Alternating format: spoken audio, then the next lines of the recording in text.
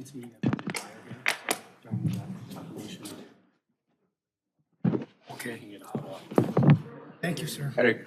Appreciate that.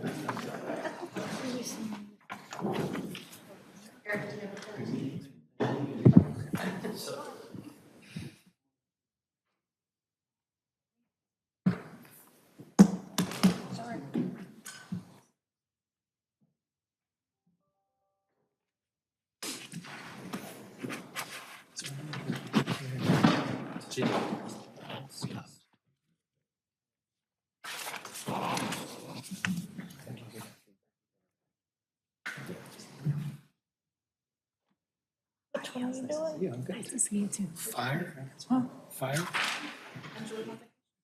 Yeah, about time vacation.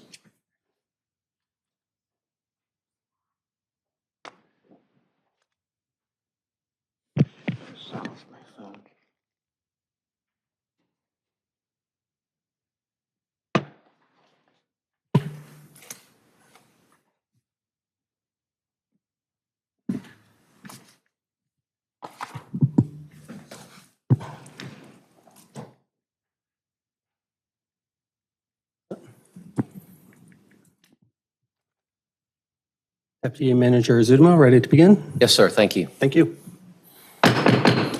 Good evening. I call this October 11th meeting of the Morrisville Town Council to order. Thank you to those watching via live stream and those who are watching a recording of this meeting. On October 15th, a video of this meeting will be uploaded to www.townofmorrisville.org/government/live-video. Councilmember Scroggins Johnson will be participating remotely in tonight's meeting under our remote participation rules and will be able to take part in discussions but not in any official votes. Sergeant Penland has been a law enforcement officer for 21 years and is currently assigned to the Field Operations Division. Thank you, sir, for being here tonight as our Sergeant-at-Arms. Tonight's invocation will be delivered by Pastor Myron Yandel of the First Baptist Church of Morrisville. Pastor. Let's bow in prayer. Our most gracious Heavenly Father, we thank you for a beautiful day that you blessed us with here in Morrisville, North Carolina. And Lord, we thank you for what that title means, Morrisville, North Carolina. Lord, you brought the nation, you brought the world to this town. Lord, if people in Morrisville 40 years ago could envision what would be happening today, they simply would not believe what has happened and what has taken place. Again, we have all nations present, it seems, in the town of Morrisville. We have all races present in the town of Morrisville. We have all nationalities present as well. Lord, it's a beautiful vision of color as we look across our communities and the sidewalks of our neighborhoods and the streets and the traffic as well. But yet, it's your bringing people to this area, and what a blessing that is. Lord, I pray for blessings that the town would continue to prosper as the town continues to grow. Lord, I pray for wise decisions by this council, Lord, of commissioners, Lord, and the mayor as they lead this community. Lord, we're instructed in your word to pray for those that are in leadership. That goes from the White House, Lord, down to the mayor, TJ, here in Morrisville, and each and every commissioner as they govern this community to make what we call here home. Lord, we pray for the health of this community. Lord, I pray for the day that COVID is just a past bad memory. But yet we know from the church and we know from our community that it is still active in our community. And we pray for the health of our community and health, especially our senior citizens. Lord, as this virus continues to act up, but Lord, as other things may affect us as well. Lord, I pray for the safety of this community. And Lord, I thank you for the public safety that we have present here tonight, both our fire and our police force. And Lord, just pray for your protection to be with them as they carry on and carry out the duties that's assigned to them. Lord, again, we pray for this Board of Commissioners, and Lord, we pray for our mayor and all that's gathered here tonight, and pray that all that's done in this room this evening will glorify you. For we ask this prayer in the mighty name of Jesus. Amen. Amen. Thank you, sir. All who are able, please stand and join in reciting the Pledge of Allegiance.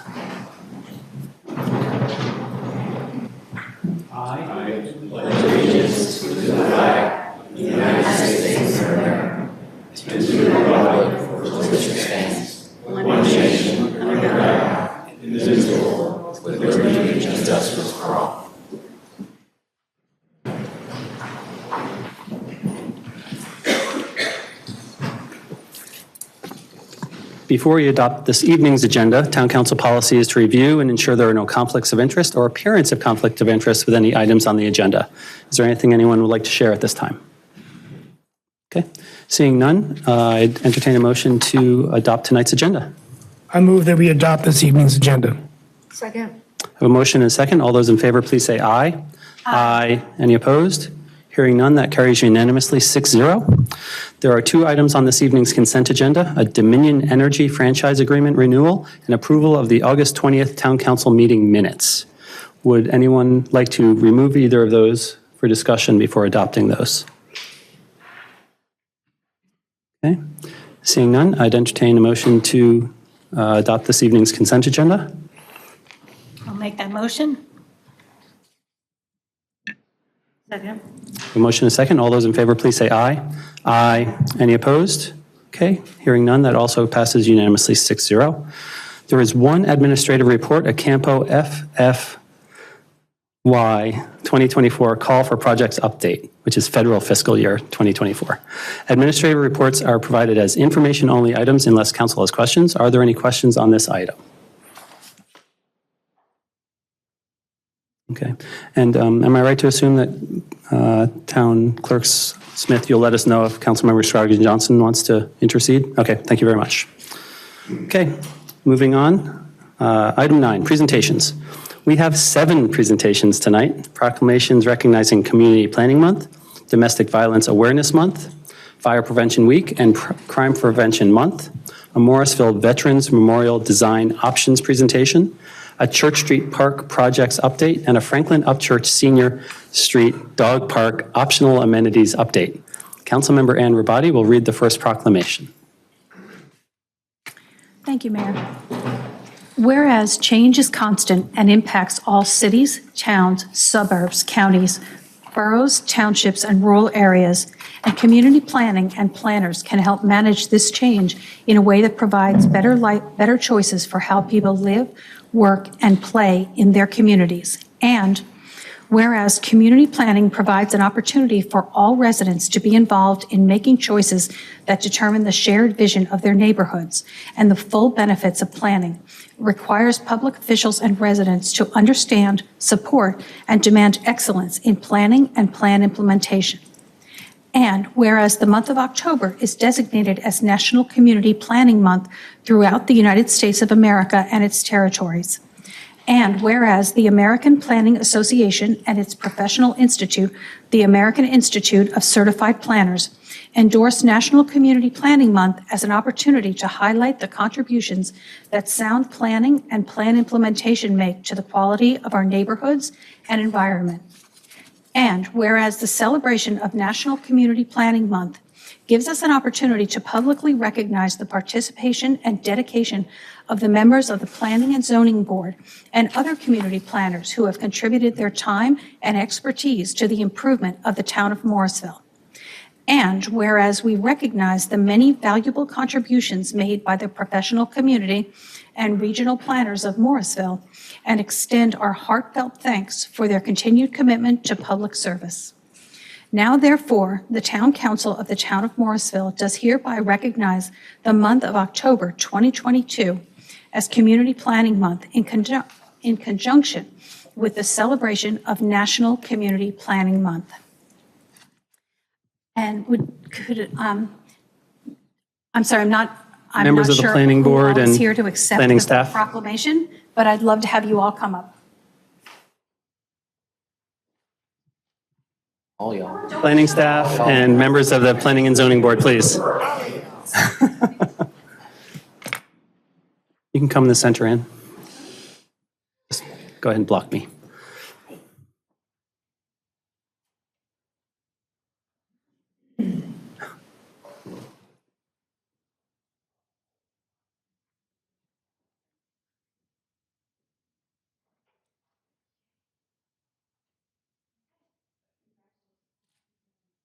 All right, everybody.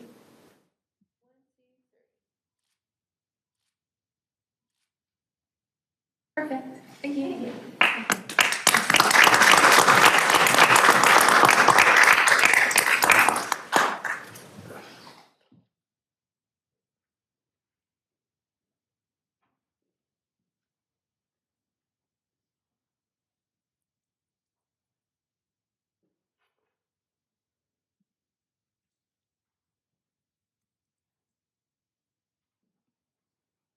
Councilmember Fender will read the next proclamation.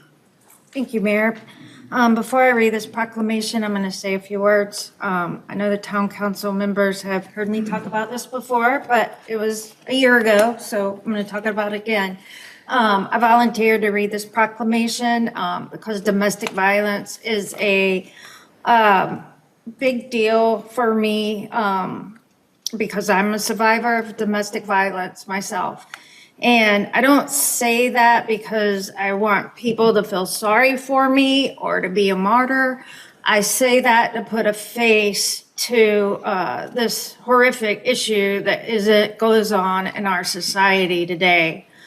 I know the guilt and the shame and the embarrassment of being a survivor of domestic violence. I never thought it was something that could happen to me until it did. And it's been 12 years ago now since I was separated, and it took a long time, but it does get better. So I want, if any, a victim or anyone is out there that is exposed to domestic violence, I want them to know that you are not alone, and there is lots of help in the community for support, legal, financial, through Interactive Wake County or the CARON group that works with Interact. So, okay, this proclamation is recognized October as National Domestic Violence Awareness Month.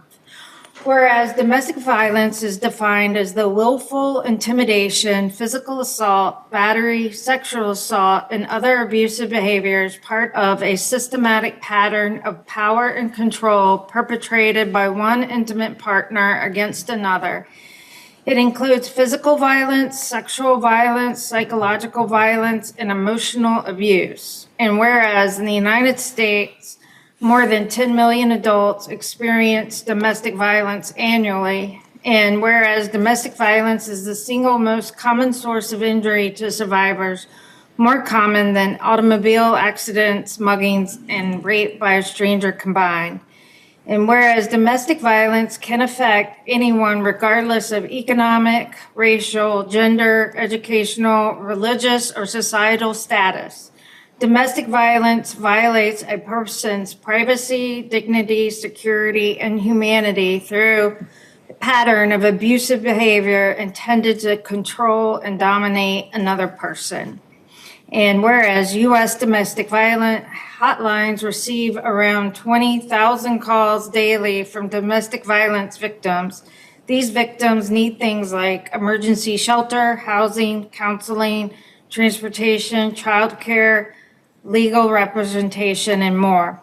And whereas research shows that creating communities where people are connected, supportive, and care for one another can reduce incidences of domestic violence.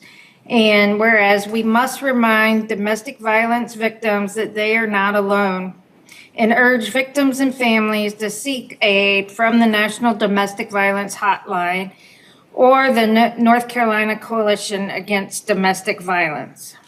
Now, therefore, the Town Council of the Town of Morrisville does hereby recognize the month of October 2022 as National Domestic Violence Awareness Month and urges the community to become involved in efforts to prevent and respond to domestic violence and show support for the numerous organizations and individuals who provide critical advocacy, services, and assistance to victims.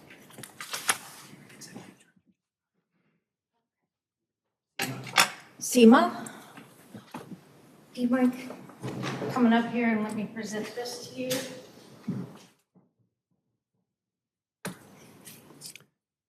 Welcome her to say a few words too.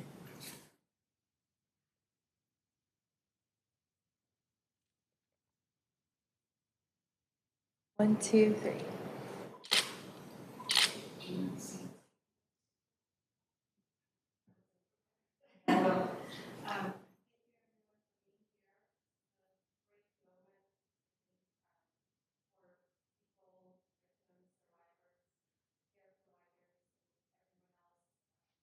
Recognize such an important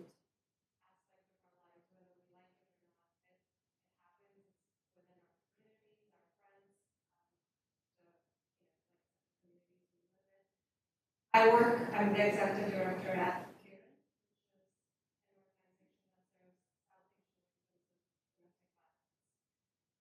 the reason we exist is not because there's not mainstream TV. The clients we serve have a lot of added baggage, a lot of other traits not there in the mainstream TV victims. Many other things that add to what a quote-unquote another normal TV victim would. The population of South Asians growing in, welcome thing in all our areas. Unfortunately, domestic violence also is. We see this. Started in 2008 where the numbers. We lost a couple of years got the call volume of about 5,000 calls a year. We work very closely with Morrisville PD. I have to say we've always had very good response, and over the years we've developed a very positive relationship. Many of the agents that are working will just pick up the phone and call us and say, hey, is there someone who can help acting, arresting someone or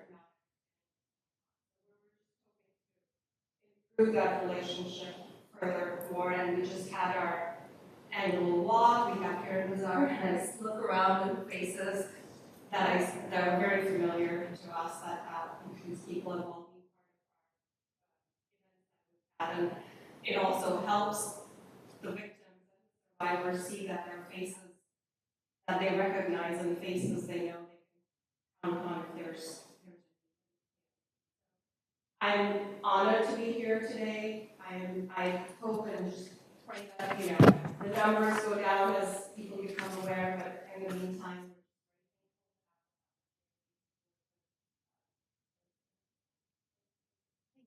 Thank you for everything you do.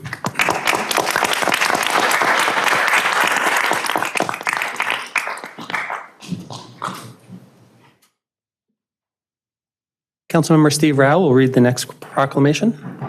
Thank you, Mayor. This is to kick off National Fire Prevention Week. Proclamation recognizing Fire Prevention Week. Whereas fire is a serious public safety concern, both locally and nationally, and homes are the locations where people are at greatest risk from fire. And whereas home fires caused 3,800 civilian deaths in the United States in 2021, according to the National Fire Protection Agency, and fire departments in the United States responded to 1.35 million fires. And whereas smoke alarms sense smoke well before you can, alerting you to the danger in the event of fire, and reducing the risk of dying in reported home fires in half. And whereas community members should plan and practice a home fire escape plan, as studies show that those that are more prepared will be more likely to survive a fire.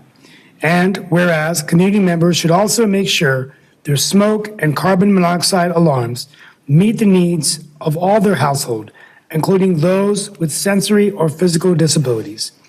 And whereas Morrisville first responders are dedicated to reducing the occurrence of home fires and home fire injuries through prevention and protection education.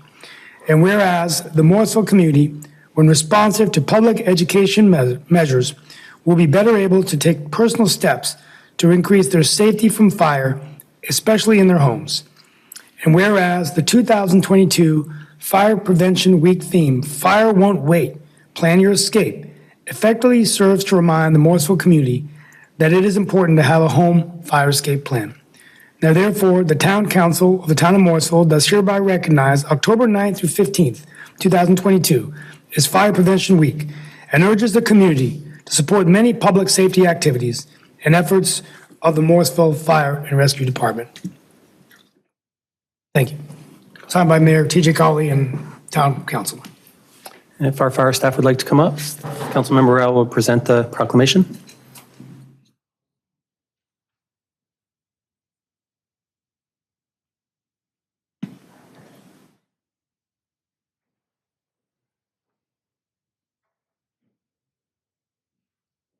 going to present this to Deputy Chief Lozinski, and I just want to say that we are so very grateful at the town of Morrisville to be beneficiaries of strong leadership of our department led by Chief Craig. And he does my family and works so hard. And our safety day is a great day. I learned a lot myself going into the simulation where for the minute I didn't even know where I was, and it was just so smoky, just how quickly. So those kinds of things are just so helpful to us. Thank you for all that you do.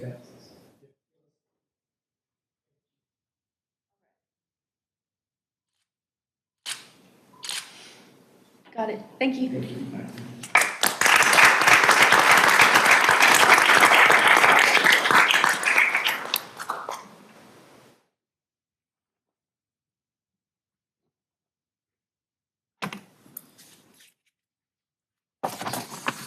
Mayor Pro Tem Liz Johnson will read the final proclamation of the evening.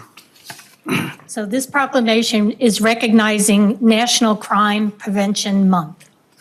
Whereas the vitality of our town depends on how safe we keep our homes, neighborhoods, schools, workplaces, and communities. And whereas crime and fear of crime destroy our trust in others and in civic institutions, thereby threatening the community's health, prosperity, and quality of life. And whereas people of all ages must be made aware of what they can do to prevent themselves, their families, neighbors, and coworkers from being harmed by crime. And whereas the personal injury, financial loss, and community deterioration resulting from crime are intolerable and require investment from the whole community. And whereas crime prevention initiatives must include self-protection and security, but they must go beyond these to promote collaborative efforts to make neighborhoods safer for all ages and to develop positive opportunities for young people. And whereas adults must invest time, resources, and policy support in effective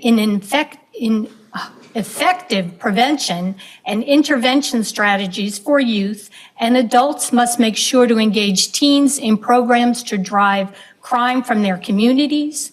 And whereas effective crime prevention programs succeed because of partnerships with law enforcement, other government agencies, civic groups, schools, faith communities, businesses, and individuals as they help to nurture communal responsibility and instill pride. Now, therefore, the Council of the Town of Morrisville does hereby recognize October 2022 as Crime Prevention Month and urges the community, government agencies, public and private institutions, and businesses to invest in the power of prevention and to work together to make Morrisville a safer, stronger, and more caring community.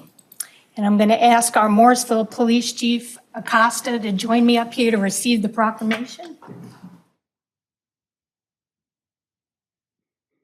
While Chief is coming up, I want to make sure I remind everyone, absolutely, we have a couple of friends in the police department. Remind the community that our Morrisville Police Department is a nationally accredited police department that we're incredibly proud of, but they can't do it alone. And that's what this proclamation reminds us of. It reminds us that it takes all of us, it takes a community to help in crime prevention. We need to be the eyes and the ears when the police department can't be there. So I urge everyone to please work with our Morrisville award-winning, nationally accredited proud to hand this.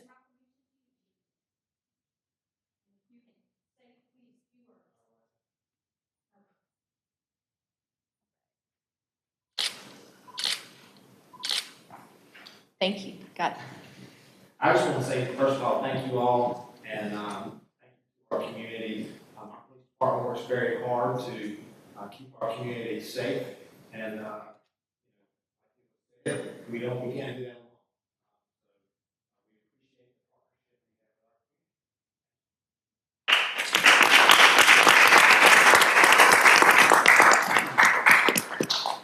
alone. Don't break the place on this.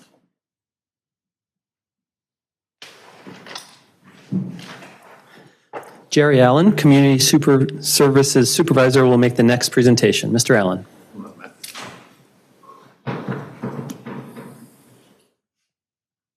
Good evening, everyone. Earlier this year, the town embarked on a project to develop a site plan for what will be the future Veterans Memorial here in Morrisville. As many of you know, the site has been dedicated by the town right across the street here at Indian Creek Trailhead, and we've talked for many years about developing that memorial.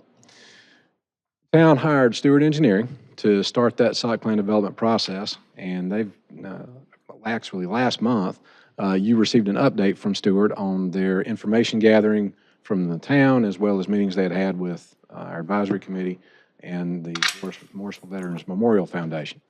So they took that information and feedback from you, and they've developed some conceptual plans that they want to talk with council about tonight. Unfortunately, Emily Blackwell, who was at our meeting last month, is not able to be with us today. But from Stewart, we do have Matt Evans here tonight to talk with you about their concepts, and I'm going to turn this over to Matt. Yes.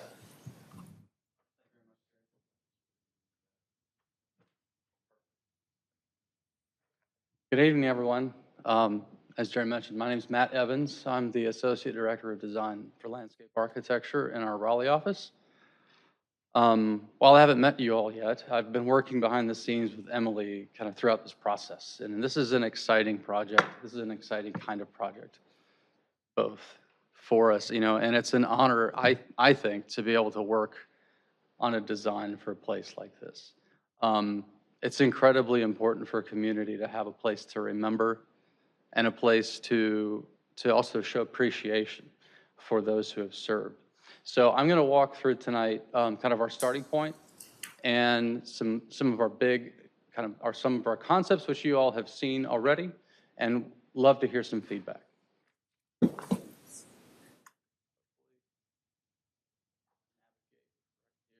All right, so just a quick reminder of the site. Of course, everyone here knows it very, very well. Just across the street, the Indian Creek Trailhead. We have, the existing park and parking lot, and existing shelter, and then the Greenway connection. Our project area, kind of where we've really settled in and kind of considered as the site, quote unquote, is highlighted here. Some of the big advantages of this area is the visibility from Town Hall Drive and from Town Hall across the street, and its connection to the Greenway and to the existing park. It's a fantastic spot. In our previous engagements with the town and with the citizens here, we've collected a lot of great responses from, I think, this Morrisville event that Emily kept talking about. It's like such a really fun time. I wish I could have been here for that. We pulled together a lot of different words, of descriptions of what people thought this space should be, from contemplative to honorable to dignified, and then elements that they thought would be interesting or that they would like to see. And out of all of those elements, we've put some numbers, some counts to the things that really showed up the most, just as a starting point. Again, with these suggestions and these ideas, these are really great places for us to kind of draw inspiration and to create a starting point for the design process. So we thought a lot about, what would happen if we could incorporate a fountain to provide shade, really thinking about the symbolism of a monument, garden pond, making it interactive, et cetera. And so I think from this, we really came up with a mission statement of our own, which was to create a place to remember, a place to celebrate, and a place to show appreciation to those who have served and to those who continue to serve. This is kind of a really big picture goal, but it helps us kind of set the stage for what we really want to try to achieve. So the first scheme that we're going to look at is what we're calling the chevron. Now, the chevron it's a symbol, that's been used as part of military service. It can also be interpreted as a delta wing. It's a delineator of rank. It's a forward-moving, target. It leads the way, and it's been part of military culture going back to the Spartans. So this concept, the chevron concept, really begins looking at where Morrisville is in relationship to our national monuments and the Arlington National Cemetery. So if you just draw a straight line from the starting point of this park, where if you come from the parking lot and enter into the site and look straight towards Arlington, we have created what essentially is an arrow, and that guides you, in that direction. And there would be an opportunity for some interpretive signage and an explanation of how this park and these memorials align with sort of some of our national monuments. Then that leads you then to what here we have labeled as number 1, which would be a fountain feature, which would be a low element that would continuously move water over top of a piece of granite or a large piece of stone or concrete and create sound and be a focal point for the park. This would be a paved area that would allow people to gather, that would have integrated seating into the edges and provide views over the stormwater pond and a connection to the park. It would have an accessible entrance from both the sidewalk off of Town Hall Drive and, of course, from the Indian Creek Trailhead, providing up the grade. The grade for this park is about 3 feet higher than the parking lot. So we're trying to work with that and use it as an advantage to make it a more visible. Here, number 6, we're showing a shade structure, potentially a wood trellis type structure that would provide shade and a place for people to kind of observe the memorial, but also turn around and put chairs to look out. So we have a lot of images here to show some of the kind of what these spaces could look like, including a quick little vignette of the fountain. But because of our limited time, I'm going to kind of scroll through some of these, and I know you've already had a chance to see these, and then jump right into the next. Okay, so while the chevron concept looks out, the next concept looks in. We wanted to take a different approach, and so we're calling this one the reflection ring.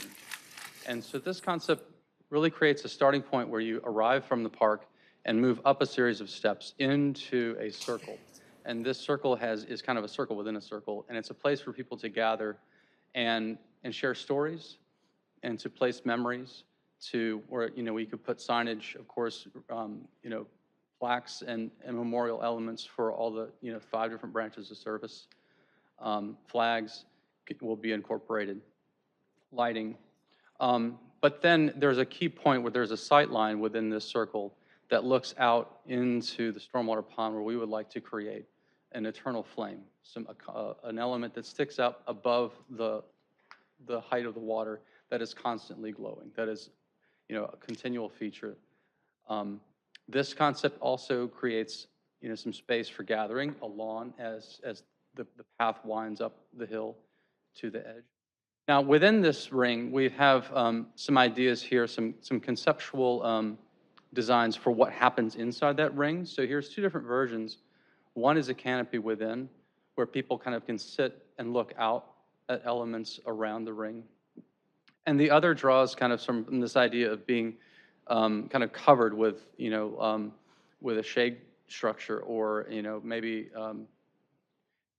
a way to kind of bridge over top and create a focal point inside, and again, with those views out. And then we have some images kind of reflecting the various materials that we are thinking would be part of this concept.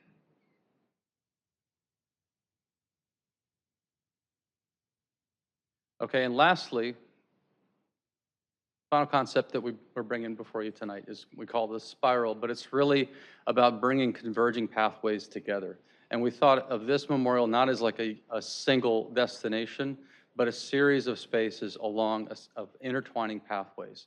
And as these pathways circle around each other, the grade goes up. So this would be a landform that you could see from far away, and would invite you to kind of come up and come together at the top. Of course, all these walkways are ADA compliant. They're very like a slow grade climb, and that's why they're so long. But at the top, again, you have a gathering space with more elements, some sculpture and lighting, access from Town Hall Drive and from the park, and then elements as you climb, including seating, places to stop and rest. These spirals would then extend out in terms of into the greater landscape with planting, trees, and shrubs. We've intentionally laid out all of these schemes keeping in mind certain easements that are in place, the constraints of the stormwater pond, and we think that each of these concepts could be refined to comply with any of these technical challenges.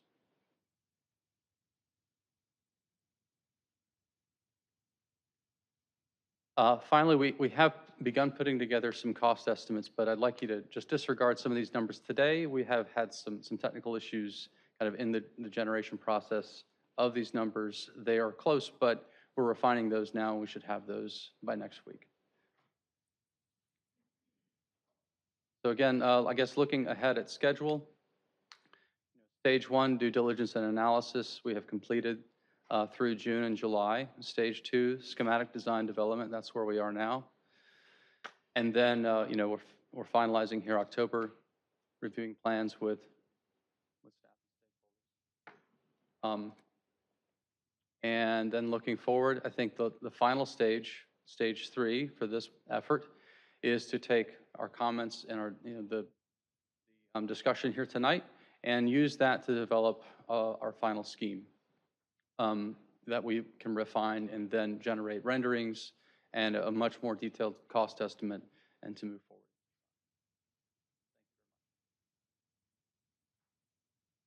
Okay, so let's open up for discussion. If you have any questions or comments you'd like to share at this time. Councilmember Rabati, is your thing up, or? It definitely could be. Okay. Great presentation and 3 really solid designs. Could you go back to the first one? Because I'm not sure that I'm exactly clear on it. It looks almost like what are these chevrons going up? Are they trees or retaining walls, or what are they?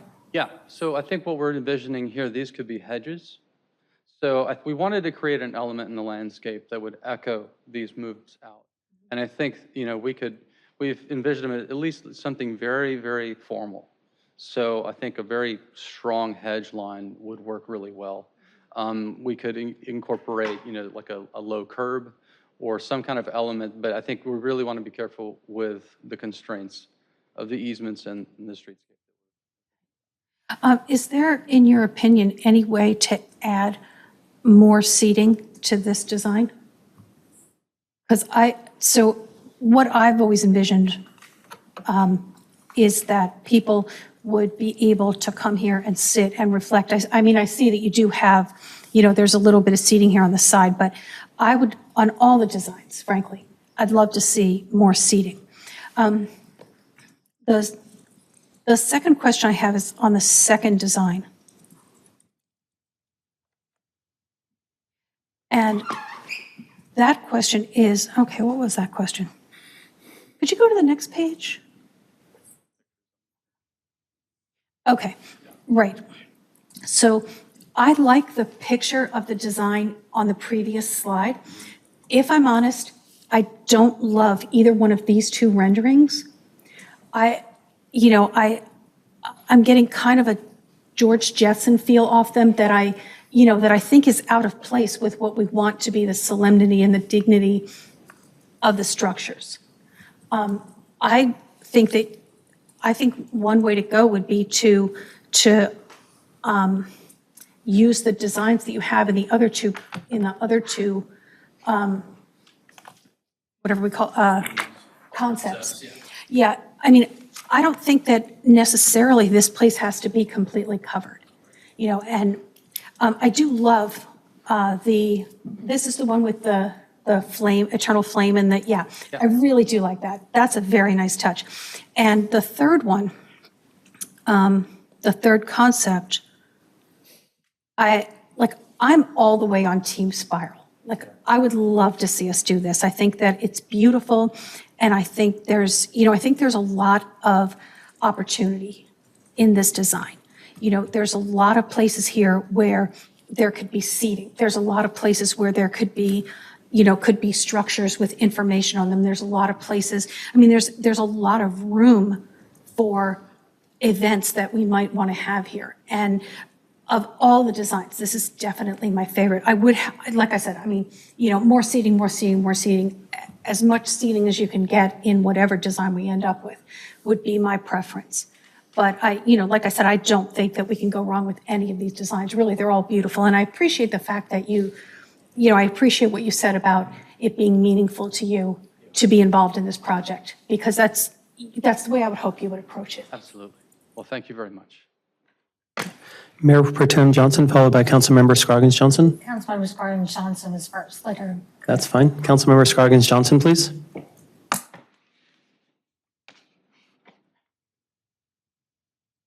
Dan?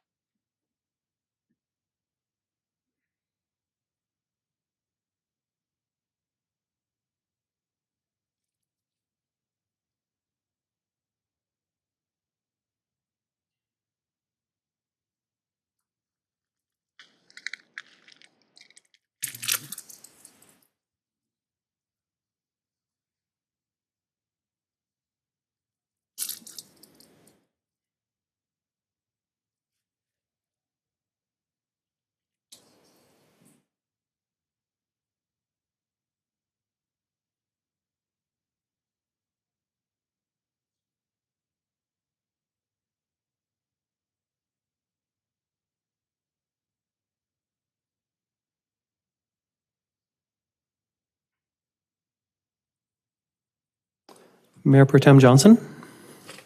So I had the opportunity and the pleasure of sitting in on the Parks and Recs Advisory Committee when this was presented to them and to the veterans group that was also present. And they were pretty unanimous, I think and there was lots of discussion, but they were unanimous on concept one. And they had lots of reasons, but one reason that kind of resonates with me is that concept one would lend itself to an event where you could actually hold, I think you can hold an event in any three of these concepts, but number one seems to have an area that's more conducive to holding like a Veterans Day event or a Memorial Day event or whatever. So I like concept one. I will tell you, in concept two, I like the way the stairs kind of lead up to. It just seems like a grander entrance into this memorial. So I don't know if that's possible to kind of mix and match here, but Sure, yeah. I do like the idea of being able to hold an event, and I'm afraid that the concept three, the spiral, while it's really gorgeous, I'm not sure that lends itself to an event. And maybe it does. Maybe y'all need to kind of educate me a little more on that. But so I'm also leaning toward number one, the same as the Parks and Recs Advisory Committee and our Morrisville Veterans Committee.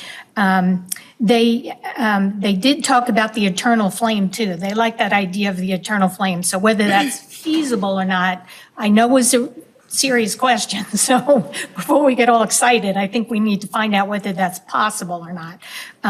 The other thing that was talked about, and I also agree with this, the reason I bring it up is that shade from trees was talked about a lot, and realizing that in the early years, the trees may not give off a lot of shade, and we may need to,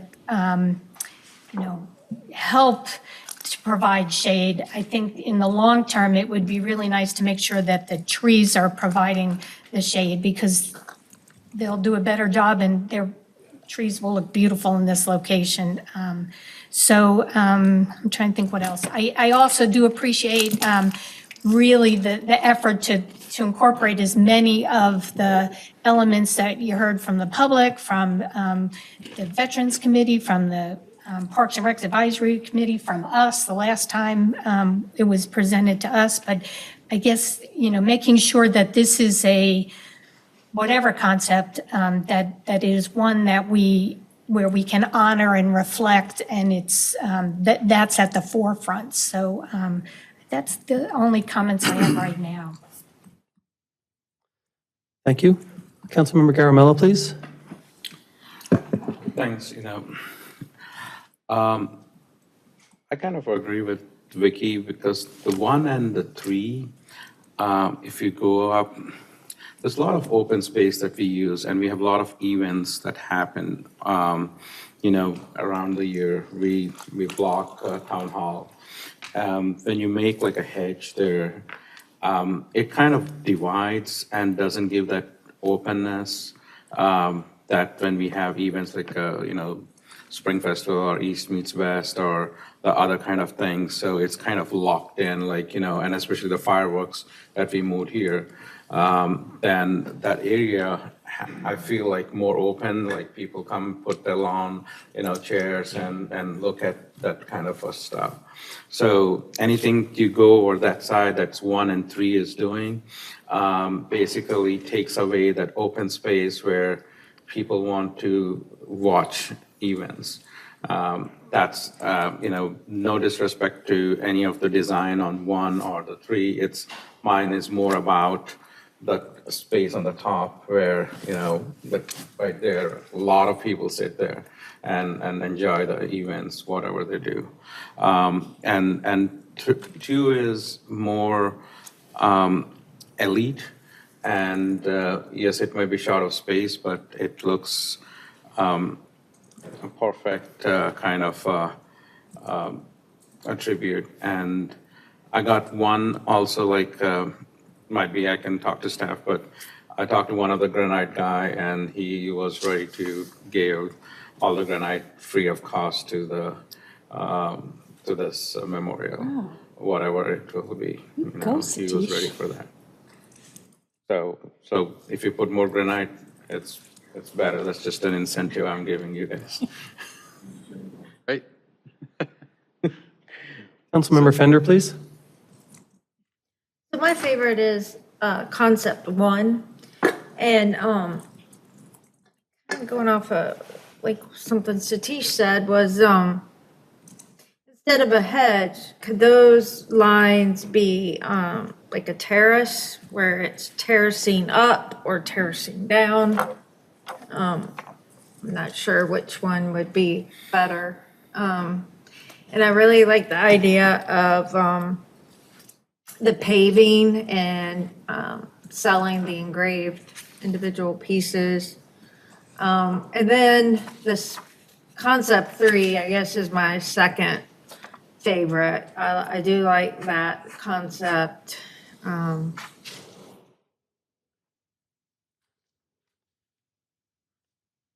would be interested to see how that can be used for events, if it's possible there. Yeah, and I'm not a fan of concept 2. I'm kind of with Councilmember Robati, that structures in the middle look kind of, I don't know, not very pleasing. But, so those are my thoughts. I'll go ahead and share some thoughts.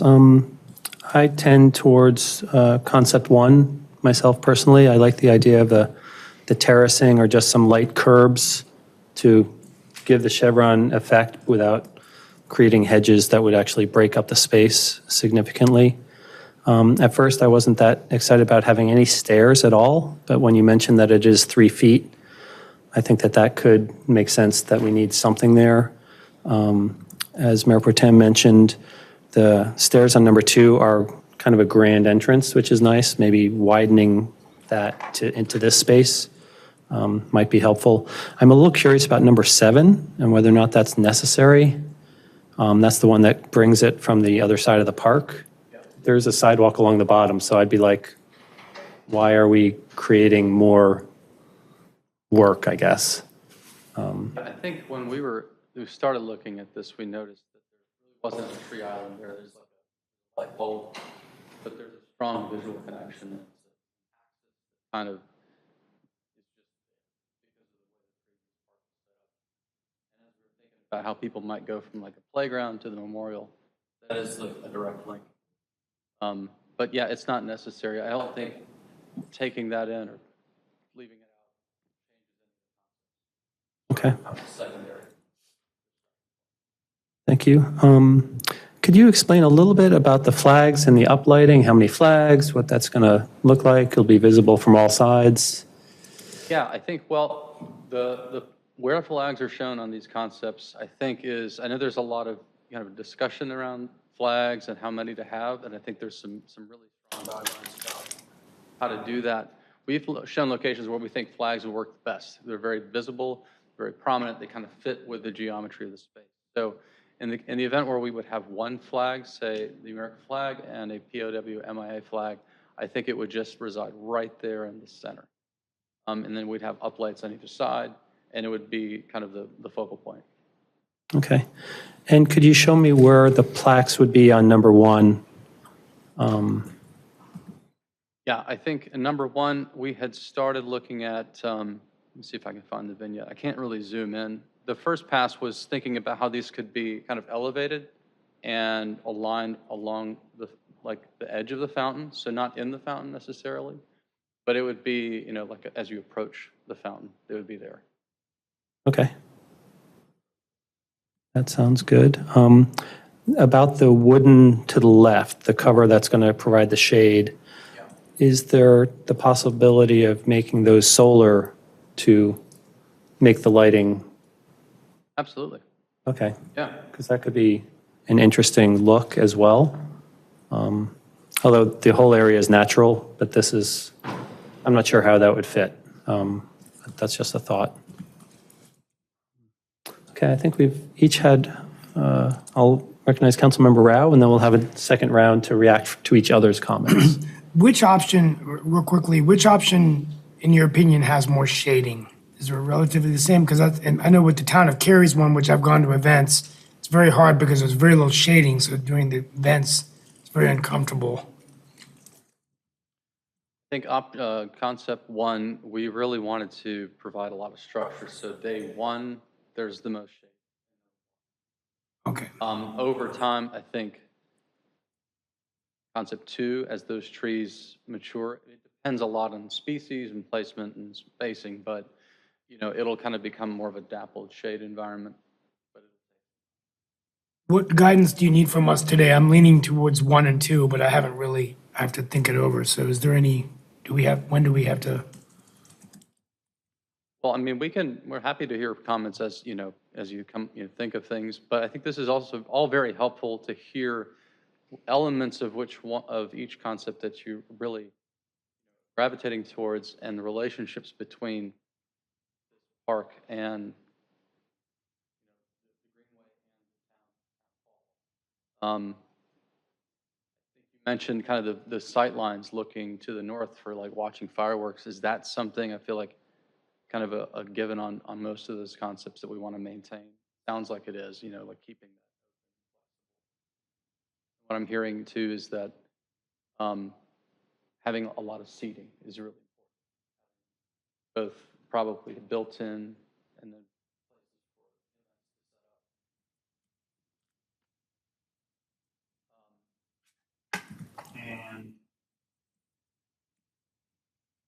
yeah, I don't know. I think those are all very, very helpful comments. I think ideally as a group, if we can give clear direction on at least one of these 3, that would keep the process moving forward. We have if we could say what we like most about each thing, like we kind of already did, and why maybe we're not so big fans of the other ones. If we can come together as a group, that would be ideal. So let's have a second round and see if we can move towards that direction if possible. Councilmember Rabadi? Yeah, so I understand the concern about the sightline, but I think that it's important to take the long-range view of what this structure will be, because I think that a lot of the events that we're concerned about sightline for fireworks, for, to see whatever, I mean, I think a lot of those are going to be moving to the town green. And I think the town green will be in place before the memorial. So I'm not sure that it's a consideration whether the trees will block the sightline. I think shade should be really a number one concern. Because we'll have September 11th events here, we'll have Veterans Day events here, we'll have probably, I hope, something on the 4th of July, I think that we should be thinking about shade. And I don't know, I really do still like number 3. I think that, I like the fact that the design is more spread out. I like the fact that there's more room there for when there are people there, that I feel like this design gives us the most bang for our buck in terms of fitting people in the space. And I think that all the other elements that we liked about each of the first 2 designs could be easily incorporated into this design. So those are my thoughts. Thank you. Town Clerk, is Councilmember Scroggins Johnson interested in going again? Her thing is up. She doesn't have any comments.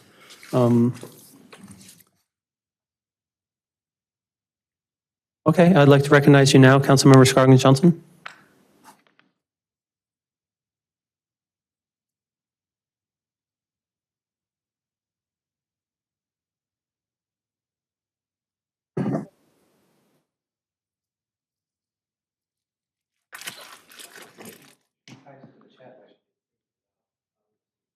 If you would type into chat, I think that might be the best option moving forward, Councilmember Scroggins Johnson. So, thank you. If you want to share your thoughts.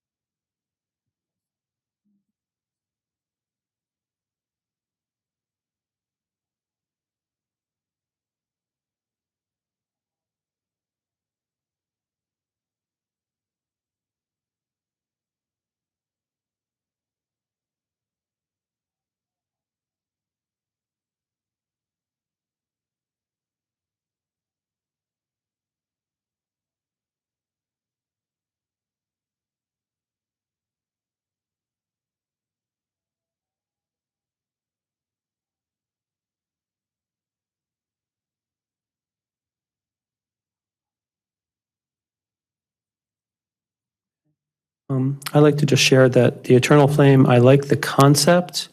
I'm not, I guess I have questions about the location and how it will appear when that's more of a dry bed. I mean, how high would it be? Is it going to look like a stick with some flame on it? Is it going to, so I like the idea of an Eternal Flame, but maybe the sightline concept is nice in theory, but maybe if that could be part of the actual structure close in. So it doesn't depend on other elements.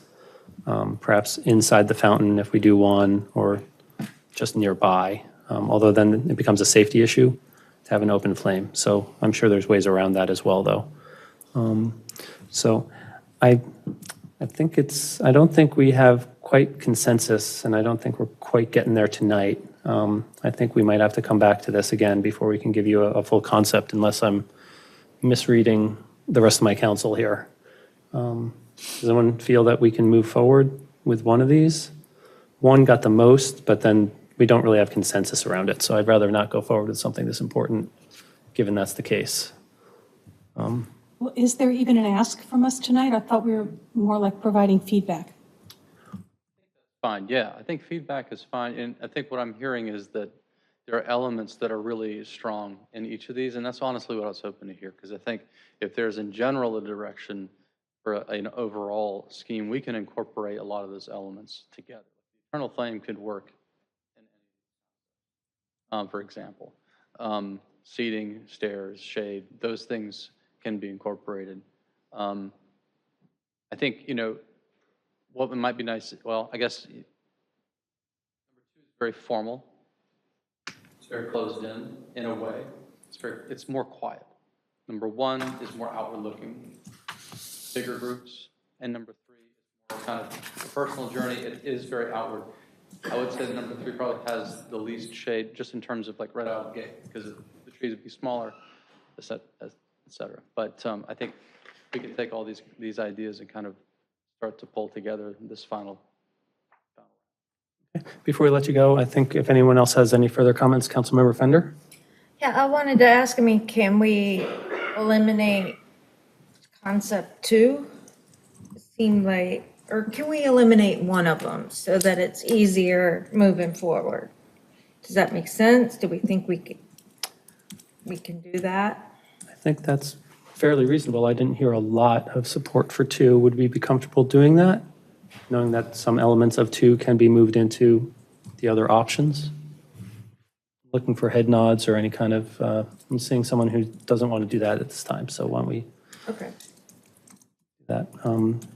So, Yeah, till we get a compromise on how we can incorporate, to just remove one, I think is still premature.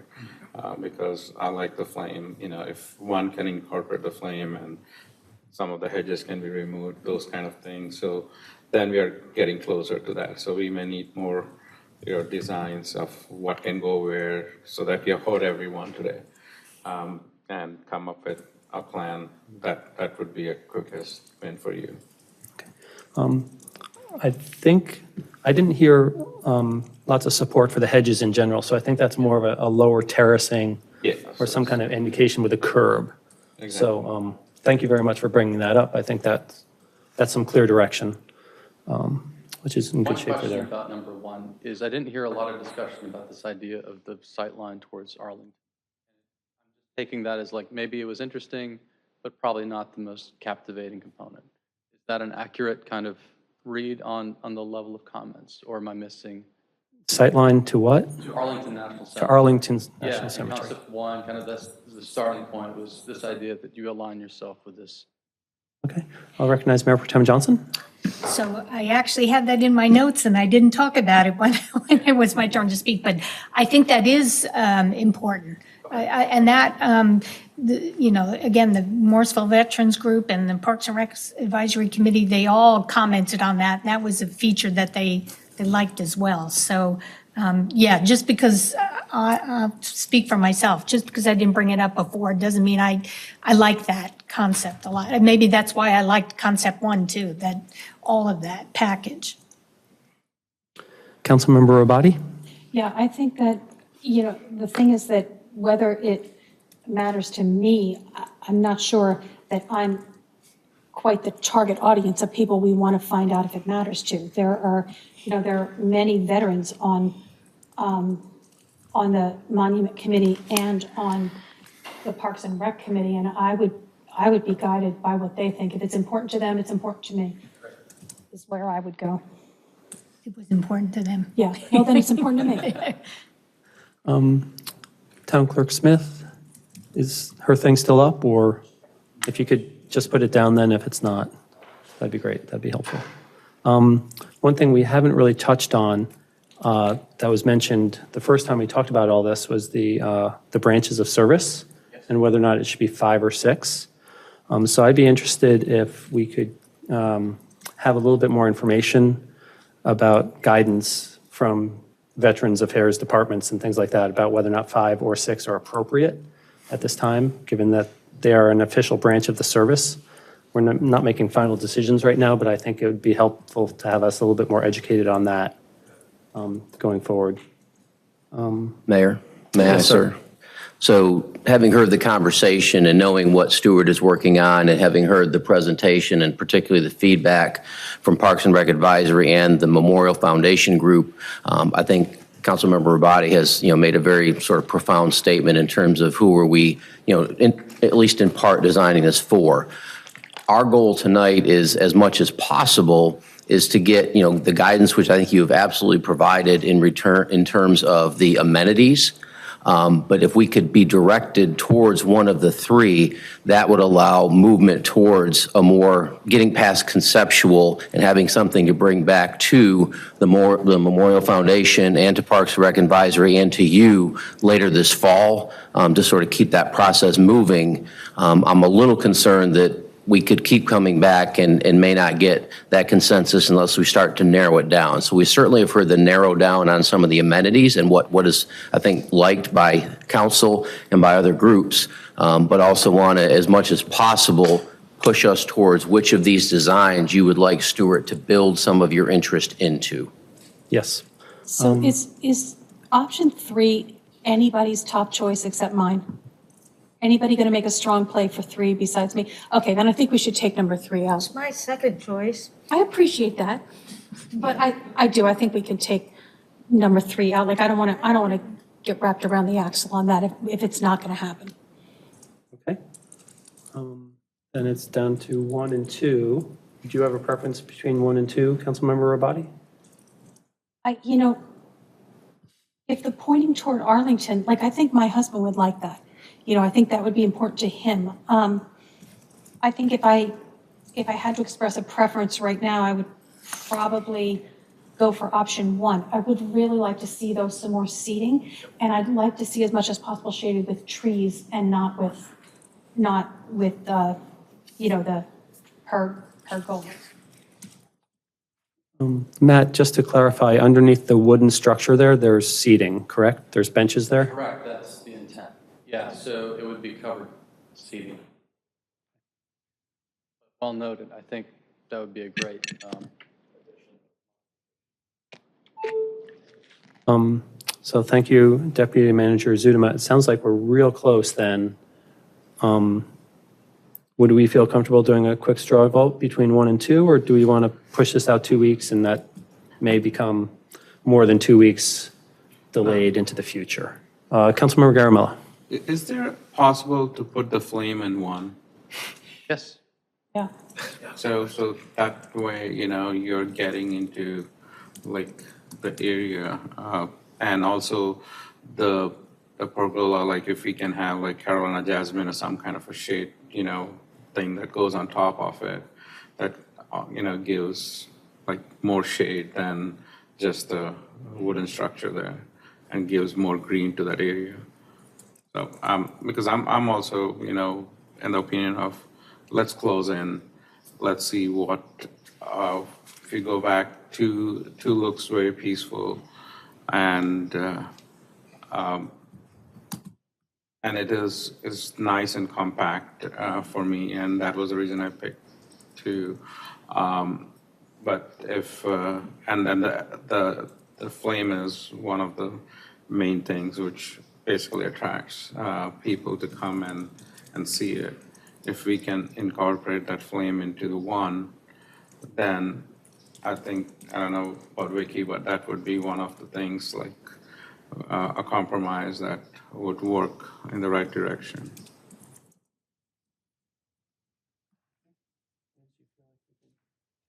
So I think we're hearing everybody kind of coming around concept 1 with some additional changes and options, and I think that Vicky wants to speak. Yeah. that would work. All right. Should I recognize Councilmember Scroggins Johnson at this time, please?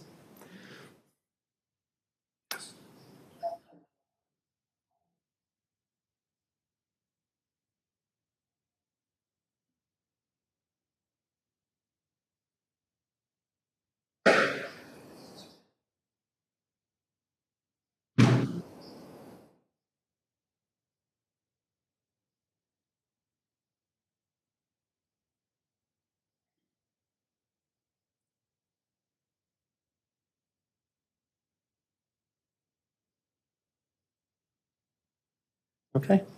Can I get some head nods from those in the room that concept one is what we're giving direction towards moving forward? Okay. Very much. Thank you, Matt. Really appreciate it. Pass along our thanks also to Emily and the entire team and to the Memorials Foundation and the Parks and Rec Committee. A lot of hard work has gone to this point, and we're keeping it moving forward. So thank you all very much. Appreciate it. And thank you, Deputy Manager Zudema, for helping urge us forward a little bit further. We appreciate Yes, sir. that. Thank you for your willingness to listen. Appreciate it. Okay. Okay. At this time, we'll move on. Mark Spagnoli, Director of Engineering, will present the Church Street Park Projects Update.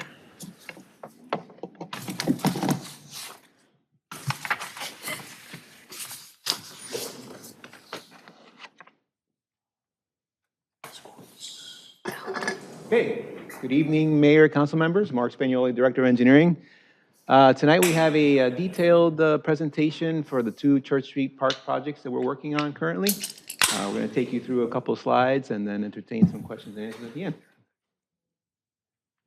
So just to go over a little background, the town entered into an agreement with MLC Morrisville Stadium Company, which we nicknamed ACE, to provide some improvements to both the two park projects, Church Street, the current Church Street Park project, and the southern lot.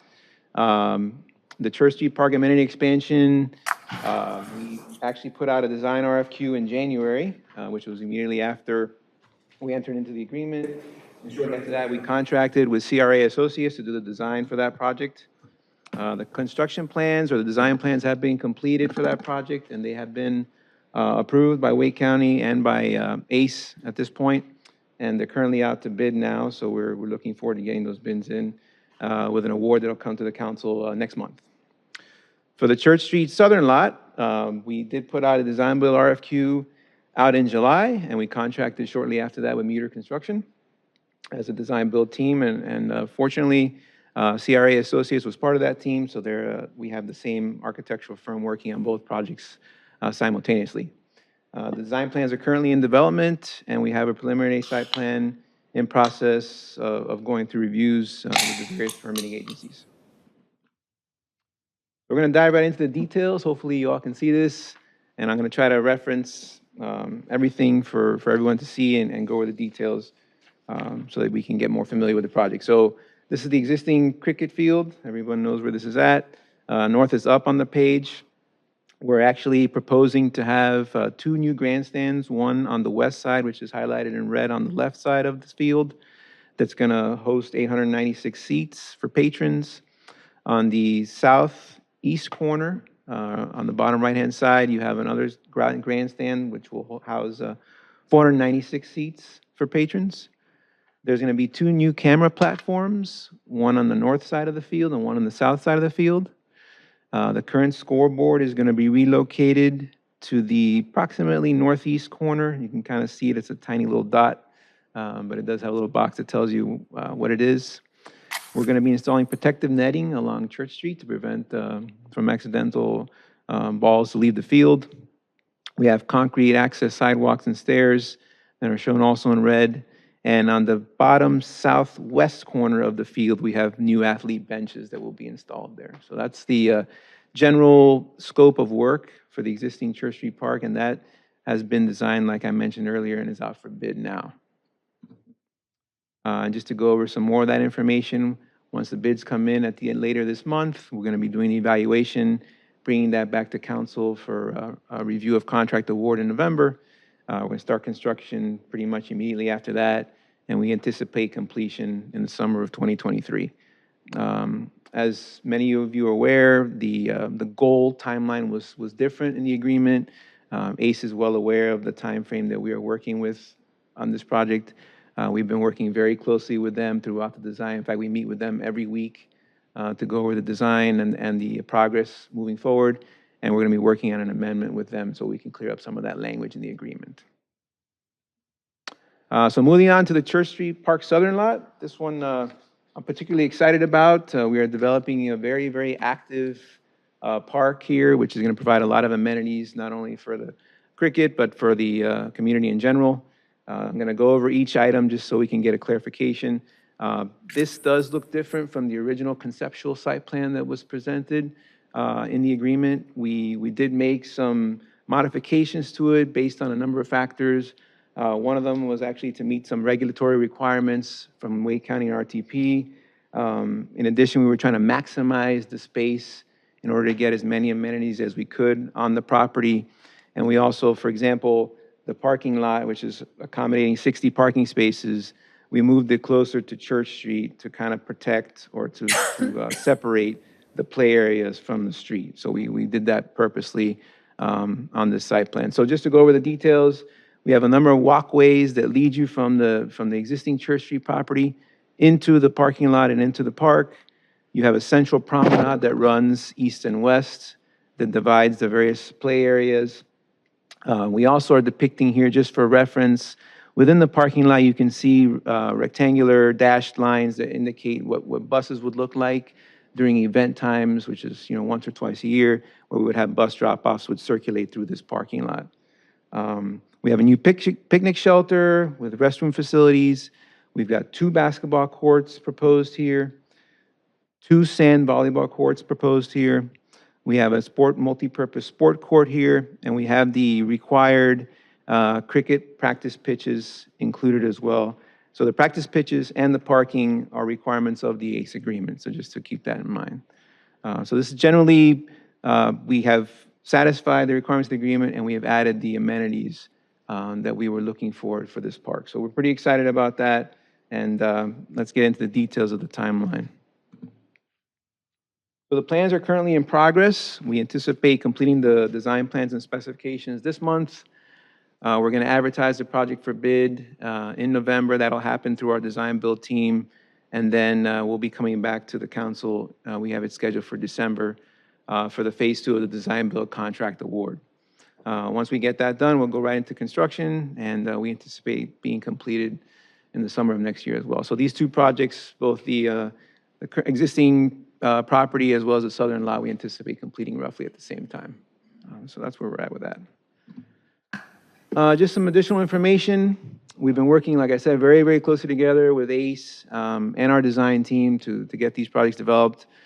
We do have some concerns with material lead times. Some of our projects, we're dealing with that. In addition to cost inflation, we should finally get some hard estimates in the upcoming month or so from the contractor, so we'll be able to verify where we are at in terms of costs. And like I said, both projects are likely going to be completed together. And we are working on amendments to the existing agreement with ACE so that we can incorporate some of these modifications and timeframe adjustments. I'm happy to answer any questions you have. I'd like to recognize Councilmember Rabati, followed by Councilmember Fender, please. Where did the idea come from for the beach volleyball courts in the southern lot? Was that from a public request or a request from the public, or? That's a good question. As far as I know, the volleyball and the basketball was always part of the scope from the beginning. In fact, when I look back at the early scoping of the project, it included volleyball. I'm not exactly sure. I don't know if Kyle knows or not, but it was always included from the beginning. Mr. Cooper, if you could come up and identify yourself, that'd be great. So the reason that beach volleyball got included in the overall conceptual design is in the Parks and Recreation Master Plan, we had conducted a needs assessment survey as part of the 2018 update, and outdoor volleyball ranked high enough in the needs assessment survey that we felt that it was worthwhile to include some beach volleyball courts into this overall design to help meet that needs. Oh, okay. Well, I stand corrected. All righty then. Councilmember Fender, please. Yeah, I have 2 questions regarding the southern lot. The first is, where is the house that is still there in relationship to the southern lot? So the house is the next property to the south, roughly where the number 4 is for the page number of the actual slide. Okay. So it's on the lot beyond our property. Okay. And then my second question is, what kind of surface will the sport court have? That's a good question. It's going to be, we have it proposed as a hard surface, so it could be used for basketball, foosball, or other types of, it even could be, tennis could be set up. There's different options for that, but it'll be a hard surface. All right, thank you. Councilmember Garamella, please. Thanks, Mark. I like the south lot design, honestly. It's pretty good, very well thought of, especially the parking lot towards the front of the road, giving the whole people to walk and, do it. It is very well designed, and I think we did ask beach volleyball at the initial stage. That was one of the things, along with basketball courts. And remind me, will these be illuminated or like lights will be there for these ones? We are proposing lighting for the, yes, for the courts, for the various courts, yes. Both volleyball and beach volleyball. I think I mean, beach volleyball and basketball, I mean to say. We're proposing lighting for the different courts? Yes. Beautiful. I like the one at Green Hope Elementary, which a lot of people come and play there. I used to play a lot. So that is good. If you go to the upper lot, I'm kind of not that exciting, what we're really getting there. We are getting 496 and 896, approximately 1,300, 1,400 seating. And are we relocating the scoreboard? Is it not like we're having a new scoreboard or something that they are proposing, or just doing, because that scoreboard is very hard to read. So why are we not getting a new scoreboard there if they are really, putting that investment, and they're more interested in their cameras and their broadcasting than the stuff that I clearly see. To hold any international games, 1,400 seats will not cut it anyway. And so how much extra seats can we get temporarily? Have you guys planned on that? So those are good questions, Council Member. I'll start with the scoreboard. There was original proposals to consider a new scoreboard. Once we started working on our cost estimates with ACE and the design consultant, it didn't make the cut, unfortunately. Some of these other things that they asked for were priority for them. But the key for us is the scoreboard is a priority for us too. It's not their priority that they are, just because they're putting the money. We want what is good for our grounds too. So I would push back on that very heavily. Because the scoreboard is a critical component of any game. And people watch it a lot, and right now when I read, it's so hard to understand the scoreboard. Yeah, I will certainly take that information back and see if there's wiggle room for funding for that. So. Because they said anything over top of what 1.25, they will be picking up. So if they're cost cutting based on to reverse engineering, that's not what we are looking for, because we are lavishly spending money on the south lot, and I expect them to be doing the same thing with a quality standard. And if all we are getting is 1,400 seats, I just don't understand what are we really getting in terms of real international game or anything to even attract. I bet you ICC will not even come seeing this 1,200 seats. I will certainly take that information back to ACE, and we'll have further discussions about it. Absolutely. Mayor Pro Tem Johnson, please. So I'll start off by echoing what Councilmember Garamella said about the scoreboard. I think that, that scoreboard is just not cutting it anymore. So I just want to echo that. I like the idea, as long as we're on this, on the current field. I like the netting to protect Church Street. I think that's important, so I'm happy to see that. As far as the seating goes, is there opportunity? I mean, I realize these are, seating. Is there opportunity for folks to sit elsewhere around the cricket field that we can incorporate more folks that maybe bring their own chairs? Or can we bring in temporary bleachers? Or maybe that, I would like to know the answers to some of that if you're going to go back and kind of evaluate. I think there is some opportunity for that. This is really the fixed permanent seating, right? So there are opportunities circling the field that we could, like you said, bring in some extra chairs and people could bring their own. I'm sure we could accommodate that. And I'll take that information back. This was the seating that was proposed for the fixed element. Yeah, because currently we use temporary bleachers out there too, right? Okay, right. so, okay, if that kind of factors into the overall number of seats, because I would agree, seating, I think is going to be important for the events that happen on that field. And then looking at the lower lot, where the sport court is, and I think you answered this about the sport court can be used for all kinds of games, but it can be used for a basketball court as well? It can. We haven't formalized what fixtures we'll have there available, but it could be an additional basketball, yes. Okay.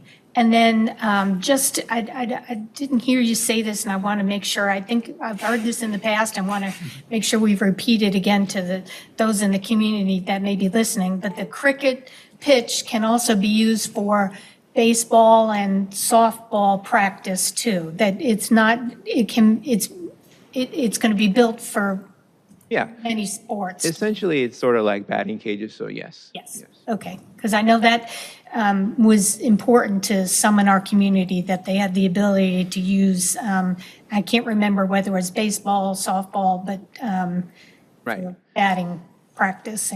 And actually, two of the 6 lanes will be artificial turf, and the other 4 will be natural turf. That was also a requirement of the agreement, just for reference. And one last comment. I like the idea that you've thought about the busing, how the buses were going to flow through, and this may be the point where folks would be bussed in and dropped off then and picked up. So thank you for that visual. So, and that's all I have. That's all I have right now. Thank you. Okay.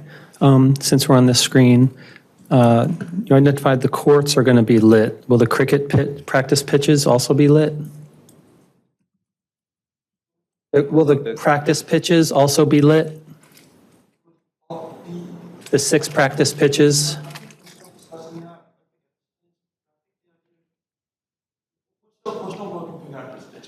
Okay, sounds good. I like the flexibility of the sport court. It looks like it's not quite as big as the basketball courts. So if we're looking for flexibility moving forward, I'd love to think of all 3 of them as the same size and being sport courts, and each of them could have some pickleball or whatever. We keep on hearing the need for basketball, having 3 there, and then the third can become something else like volleyball or something like that. Okay. That would be really nice, in my opinion. Can you tell me a little bit about what each of the courts has? Are those temporary bleachers next to them? They're bleachers, actually. We are still proposing what they'll look like, but the idea was to have some kind of seating on either side of the court so that people could come when they're playing, to also have spectators come and watch as well. Okay, I was just curious about that. Good catch. Whether it's like 2 or 3 rows like we have at Church Street, or whether or not it's just some benches, whatever. It's going to be some type of bleacher. We're actually just getting through the site plan approval process, so we haven't gotten into the exact details of what's over, but it'll be some kind of tiered bleacher. Okay. I like the picnic shelter. I like how you changed where everything is set up. It seems like it makes sense, the way everything looks right now. So I appreciate that. If we could go up to the other one, Sure. The existing lot, I'd appreciate it. I too feel like the scoreboard is something that our town needs a better scoreboard, period. Whoever's paying for that, it just needs to change, in my opinion. Right now, we're able to put thousands of people just with their chairs and all over the place. So I think we will definitely be filling in the gaps. I think we could do some more temporary seating to actually put some more density in when we have the big events. So I'm not that concerned. I wish that there was a little bit more permanent seating, because I think that will be important. But as long as ICC feels like this is a viable site, I think that's the bare minimum that we're looking for. Right. So circling back with them and making sure that this doesn't bring us out of contention, I think is important. It's a concern for me.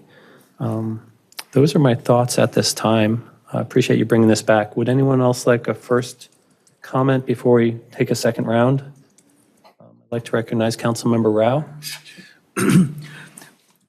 Just to follow up on Councilmember Caramella's point, as you're looking at the scoreboard and the seating, just if there's any way we could get, and maybe these numbers are out there, of what is the number of seats to be competitive to get an international event. So if that's something that you can find out, because I think that's very important in terms of just our planning for the future. We're making these investments for the very reason of, taking it to the next level. And, I agree with the council that we should, at least with Councilman Garamella and the others, that the scoreboard is something that definitely we need. But I think what is that number of seating compared to other parts of the country that are getting these international events? So, thank you. Got it. Okay. At this time, I'd like to recognize Councilmember Garamella. Yeah, I'm scratching my head, like, I'm going back to the press release that was done, I remember that they said around 3,000 seating or something like that. And this is like 1,200 seating here, and that is not acceptable, to be very honest with me, because that was the press release that ACE sent at that time. And I said even 3,000 was very less. But right now, if you look at this one, I'm telling you, I've talked to a lot of people from Cricket USA. And this will not even pass ICC, right? Forget about even an international game, this seating.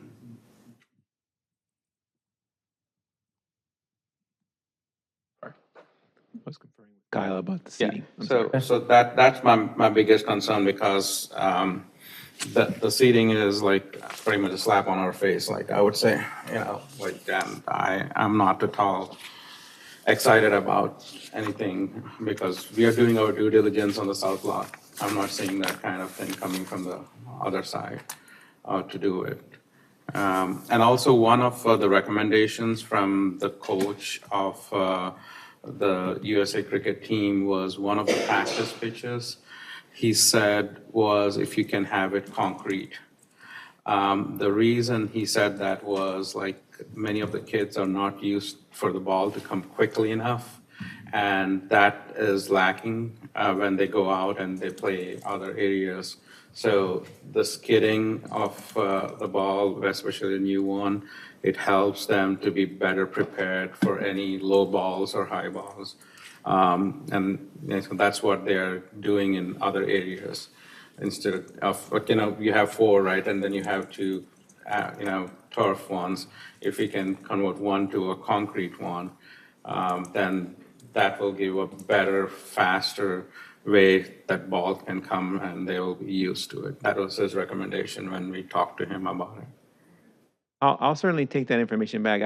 I'll admit I'm not that familiar with cricket Absolutely. in terms of that. So. And in fact, that's what his recommendation was.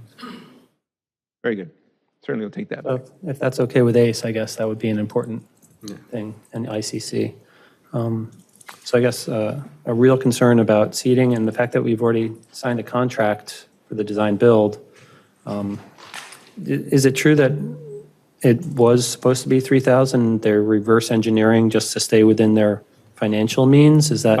I was trying to verify with Kyle, actually. I think this is the new seating. I believe that we're still keeping some of the existing seating. I was trying to verify that, so I didn't mean to step away from that. I apologize, it was disrespectful, but, so I was trying to verify if some of the existing seating was going to stay and this was going to complement, so you'd have a grand total. I didn't get that answer yet, but I will find that out and get back to the council. Okay. Yeah. It sounds like there's some concerns. We're trying to make sure that we're meeting the bare minimum that keeps us in contention. And that's the point. Okay.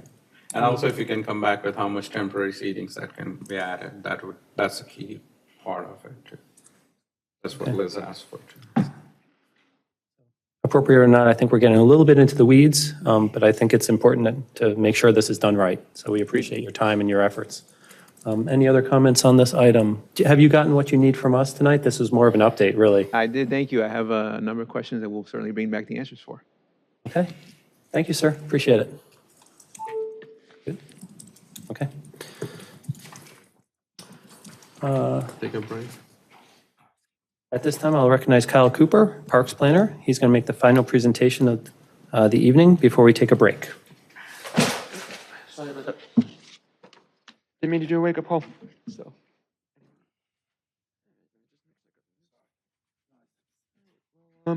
First up, everybody ready? We are. Thank you, sir. Okay, well, first off, thank you for your time tonight. I'm just here to give you all a small update on the Franklin Upchurch Senior Dog Park and talk about some of the optional amenities that we were brought up at the last meeting that we went through with you all. So I'll try to keep things rolling through here. The goals for tonight are three main goals. First one is to review the cost estimates and some of the samples for the pervious paving for the parking lot that was discussed at the last meeting, potential shade structures in the dog park area, and lighting for the dog park area. I recall that there was also some discussion about putting in some perimeter fencing around the area, around the property boundary of the park. So we'll be discussing on a couple of things related to that as well.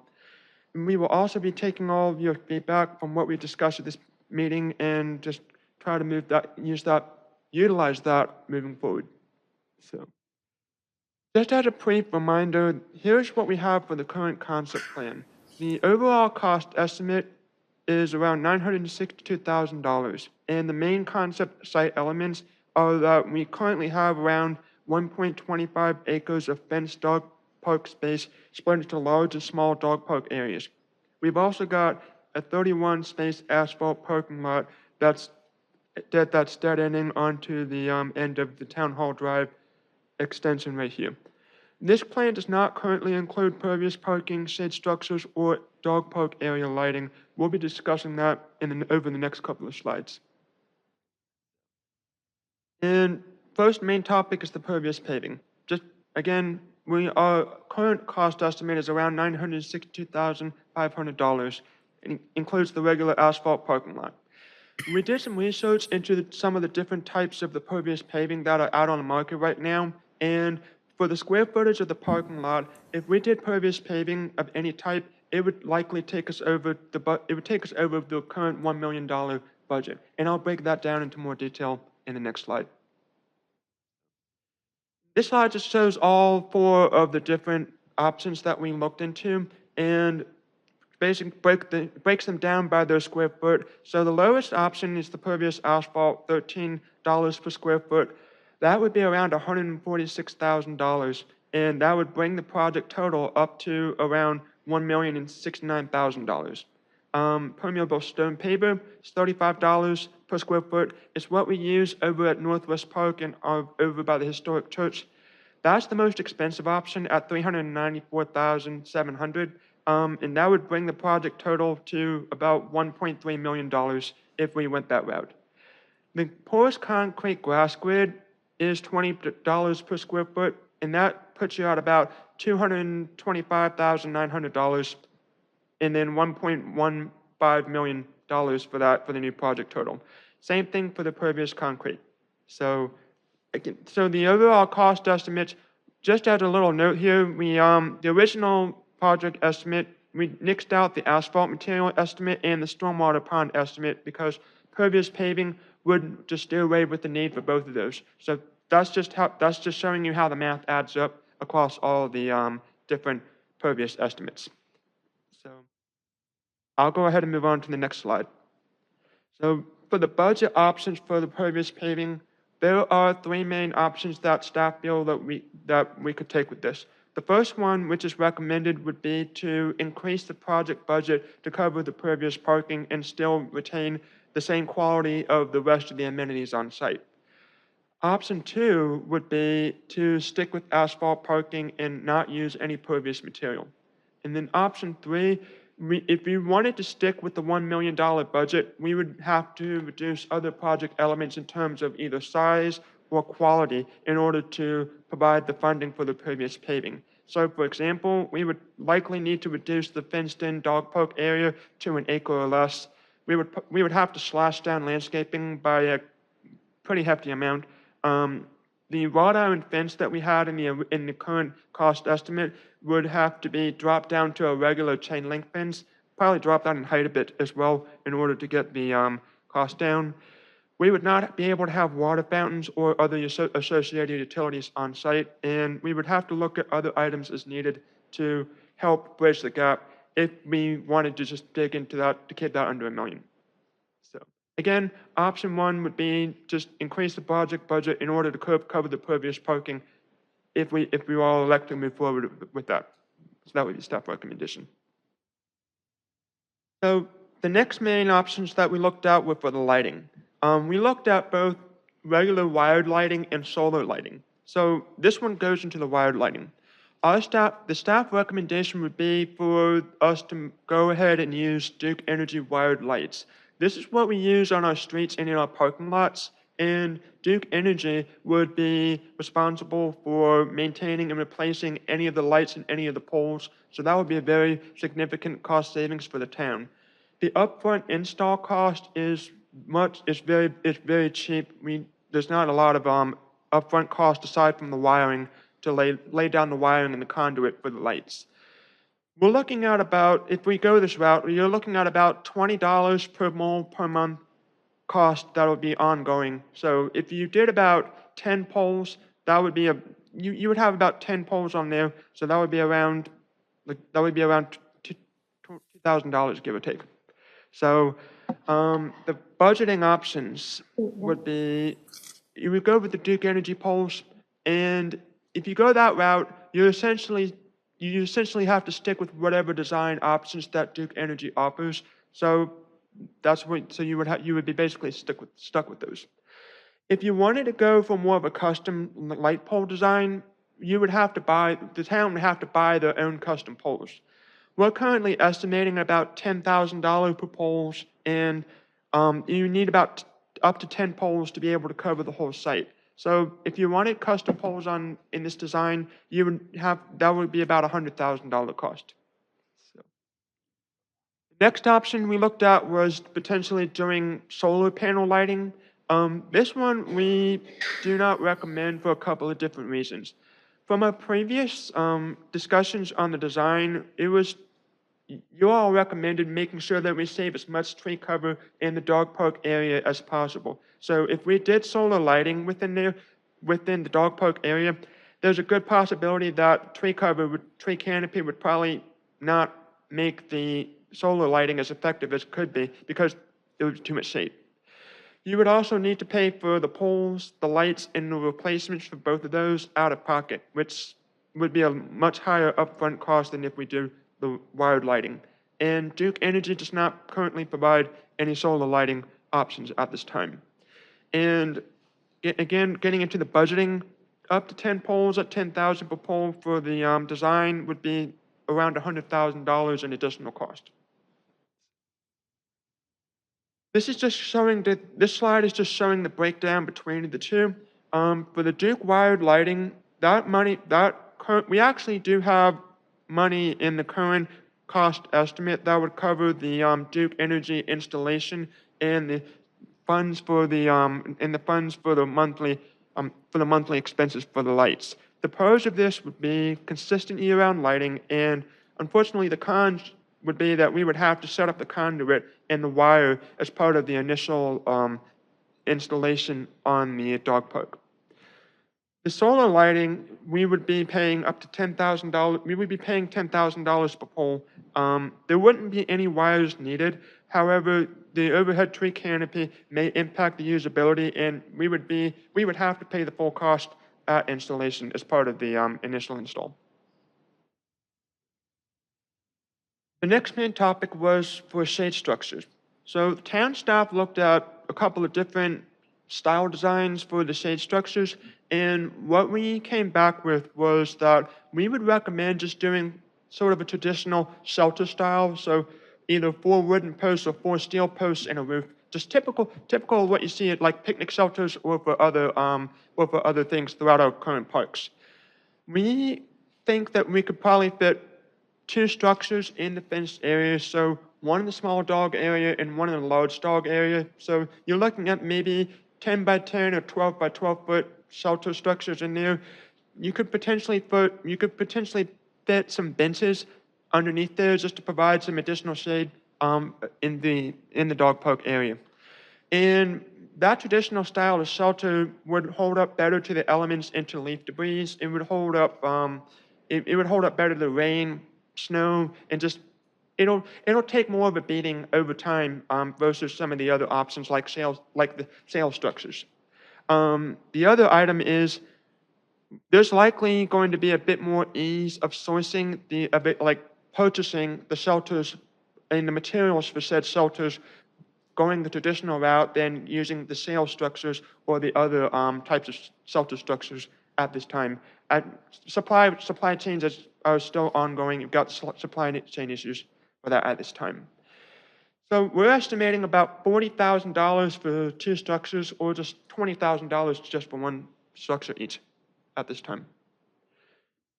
So this slide goes into each of the different types that we discussed. You've got your conventional structure first. Again, 4 posts and a roof, $20,000 each for that type of structure. Again, you can either go with the wooden style shelter, or you can go with the steel style shelter. It's a little bit flexible in that regard. We would just still have to watch out for like long-term wear and tear. But it would probably be a lot more. It would be a lot more durable than the other options, most likely. We also took a look at the different types of shade sails. One of the ones that we looked at was single post, sort of umbrella style. That would give us less floor space taken up by that. However, the shade itself requires cleaning long term. It can get mildewy over time. So that requires probably a bit more routine maintenance from public works staff in order to keep that clean. Same thing for the hip sail structure. That would allow us to do a wider area, but again, it would probably require a little bit more cleaning to keep the mildew off of it, and it's likely less sturdy in events of like high winds or heavy snow or the different other weather elements like that. So this slide kind of breaks down all 3 of those optional amenities into one big financial impact summary. So if we elected to go with all 3, this is what we would have. So current project total estimate is $962,500 minus the asphalt and stormwater pond. You're looking at adding $40,000 for the 2 shade structures. We already have money in the budget for the Duke Energy wired lights, so we're covered on that front. And then just for discussion's sake, we're looking at adding on the $394,700 for the permeable stone paver parking lot. So with all the above elements, you're looking at $1,357,200 for the total project cost for if you wanted to include everything. So that's it for the optional amenities, but we also wanted to discuss some of the fencing in the low areas that came up at our previous presentation. The staff recommendation, we talked with stormwater and we also talked within engineering, and our staff recommendation would be not to have fencing around the perimeter of the site for a couple of different reasons. Number one, there's a potential that doing the fencing along the perimeter may impact the floodway in the more flood-prone areas. and we would be required to get NCDEQ approval if we were to install fencing down within the 50-foot buffer zone next to the stream down here. We would also need to utilize a breakaway fence design in order to prevent floodwater blockage, and the fence type would also be subject to departmental review and approval by stormwater and engineering as well. So again, it would just be, again, we would just maintain that we would just keep the fencing as is planned around the dog park area and just keep the rest of the site open in order to minimize any conflicts with the floodway and the potential floodplain waters. So next steps on this are that town staff will take what we received from you all tonight, and we'll take that before we move into detailed design. We are currently preparing the bid documents for taking this request for qualifications to do more detailed design, do an environmental survey, and just be able to develop a more engineered plan that better accommodates the current site conditions and meets what you all want from the design and the different amenities. So that's what I have for you all. I'm happy to answer any questions or comments that you have at this time. Okay, great. Thank you very much. Good presentation. I'd like to recognize Councilmember Rabati, please. Could you please go back to the slide that shows the options for pervious paving? Yes. Okay. So it seems like you've opted for the most expensive one. Just for discussion's purposes, I just wanted to kind of just, for our discussion tonight, I just wanted to kind of, if we wanted to go for that route, that would just be how much the total max will cost. Okay, I definitely don't think we should do that. Is there any downside to the pervious asphalt? So for pervious asphalt, you would just need to make sure that you pressure wash that. You typically have to vacuum that. So what they do in order to maintain that its porosity is you either need to pressure wash it or you need to vacuum it in order to get the stuff that's built up in the pores over time. So that may need some yearly maintenance by Public Works in order to make sure that the asphalt is actually, that water can actually flow through it over time. So would there be additional equipment required for that? Or would there be expertise required that we don't have in-house? So I would say we would likely need to potentially rent some type of that type of equipment in order to be able to properly vacuum that. I would say I would have to follow up with Public Works if that would be something that we would need some additional expertise with for that particular type. I know that they also work on that we also manage the pervious stone pavers at the historic church and at Northwest Park. So I would need to follow up with them on that. Okay. Yeah, I would be interested in, I'd be interested in anything that we could do not to add the most expensive one. If I could just add a couple of comments. All of these options require additional maintenance. They're not maintenance free. And they typically provide similar porosity. So generally, the paver one obviously may give you the best aesthetics in reality, but they generally give they're similar perviousness, I guess is a way to put it. And they all do require maintenance in terms of vacuuming or pressure washing. So. And is there any, I'm not that familiar with pervious asphalt, is there any potential impact to the dogs, like their feet or anything like that? Have you ever heard of anything like that? No, I've used all these products. They're even the turf block one is ADA compliant. So yeah, there isn't really anything that would hurt the dog's feet or anything like that. Yeah. All right, great, thank you. While we're on this slide, I would just say that I'm not a big fan of the one with the grass coming out of it. So I'd go with the number one, the pervious asphalt at $13. I think that would meet our needs nicely. In regards to the lighting, I had a quick question. You're talking about 10 poles. When we go back to that screen, though, are there like 5 or 6 right around the parking lot? Could you go to the overall concept? Oh, this one? Yeah, right there is fine. So I count, is that 5 light poles that I'm seeing around the parking lot?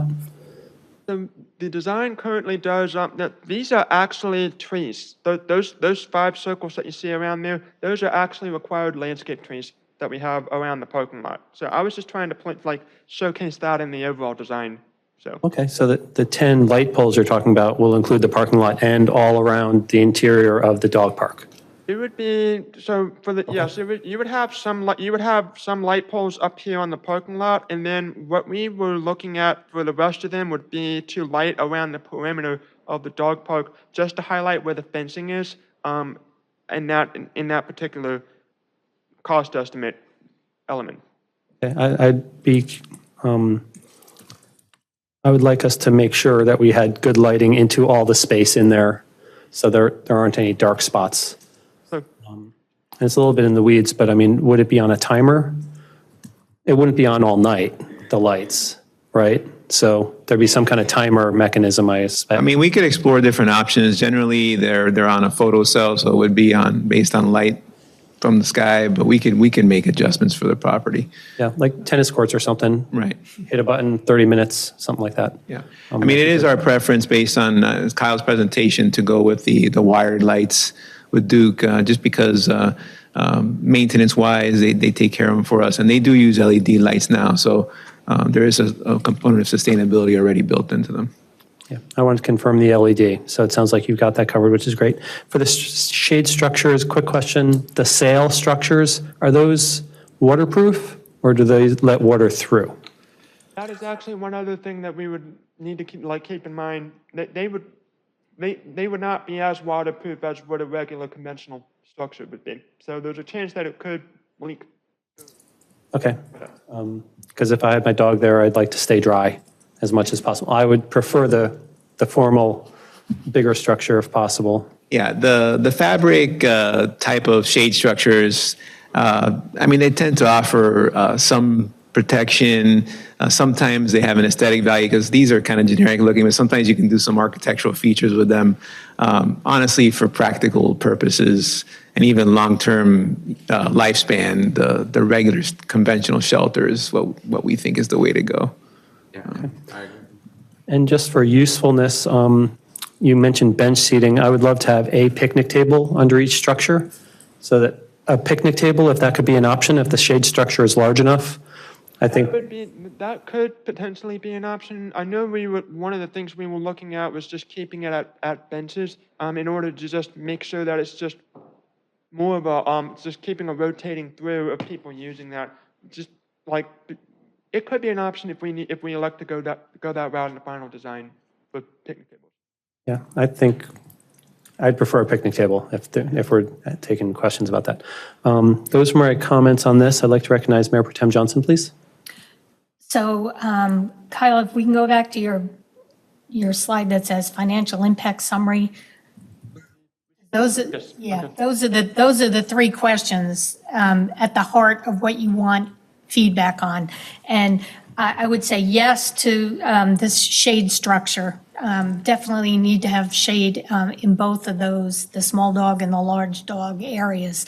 I think benches are fine. I think I'm a little concerned that we're already talking about going over a budget, and we haven't even gotten we haven't gone out and gotten estimates and how much is it going to cost to actually construct, which I'm going to assume is going to be over. Everything we're doing is running over, so I'm a little worried about that. And having said all that, this is an important amenity for our community. Public's been waiting for this for a long time, so I want to make sure that we build it as quickly as possible and don't get caught up in, cost escalating where we can't do the project. So anyhow, I'm a little concerned about that, but definitely shade structures, Duke Energy, your recommendation, I'm fine with that too. That helps with cost. And then as far as the pervious parking, definitely am not in favor of looking at going 400K over at this point. I'm not even sure if you go back to the slide with the options of the Yeah, I'm not even sure. I'm worried that 146,000 won't stay 146,000, that even that will go over. So, it pains me to have to say that. I think I would nix this. But let me ask you a question about these options here versus, a typical impervious surface. Which of these options last longer, which would endure longer? Sometimes that matters. If one option is going to actually endure an extra 5 to 10 years, well then okay. But versus us having to repave or whatever. I'll answer that question for you, council member. So in my past experience, and I have installed all these and seen them over time, the one that's sort of been eliminated is the worst one. The turf block tends to shift and move more than the rest of them, so those kind of need some continuous maintenance. I would say the other three last a similar amount of time. I don't think there's one that jumps out. Long term, probably the asphalt is the one that lasts the least amount of time, that will need a resurfacing sooner than the rest. But even with that, it's a pretty long amount of time, like a paved parking lot. So it's not something that would be a few years. It'd be a little longer than that. Okay. What's that? He said 16 years, I think. That's what they do, because they said, the road resurfacing is 13.5, and then the road, you had to resurface before that, so it's a decade. Okay, thank you. That's all my comments right now. Thank you. Okay, I'm looking for other comments before we have a second round. Councilmember Fender? Yeah, I just have one question regarding,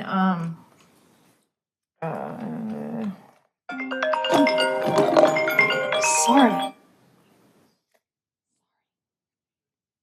The fencing, the outer fencing, would we even be looking at that? So are you talking about wrought iron fencing for the, No, I'm sorry, on slide 13. So this came up during the last presentation that we had. I believe I think it was Councilmember Garamella that you had brought up the idea about potentially securing this perimeter of the site for, I think, future uses. If I'm remembering that correctly, I think you had mentioned that in the last presentation. So this slide was intended to just show that we had looked into it, and we think that doing it around the perimeter like that may cause more issues down the line for that. So that's why we were recommending just keeping it around the dog park. So, but. And I guess I do have another question. So as far as the durability of the pervious asphalt, or the longevity, how does that compare to just normal asphalt? I'll let Marquis got a bit more experience. So there are a couple of things to consider. One is that we certainly would have to do maintenance to keep the porosity, which you wouldn't have to do on a regular paved surface. So that's something to consider. The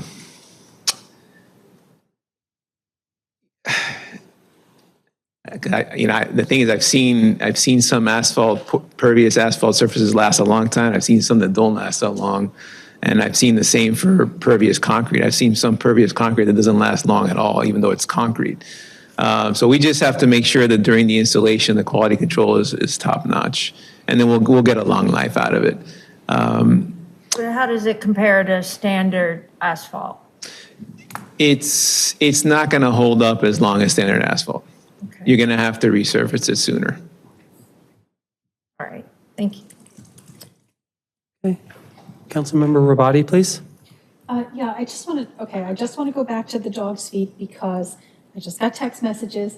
But so is there going to be any, are we going to be able to save any of the tree line to shade the parking lot or anything like that? My only concern is if we put down asphalt over the whole parking lot, then you're potentially taking a dog straight out of your air-conditioned car and putting him on hot asphalt, which I don't walk my dog in the street during the summer, so I really would have some concerns about that. I think we have to be careful every other dog park that I've ever been to, the parking lot's just like dirt on the side. So I guess we're not doing that. But could you speak to that a little bit? Is there any possibility to shade the parking lot or?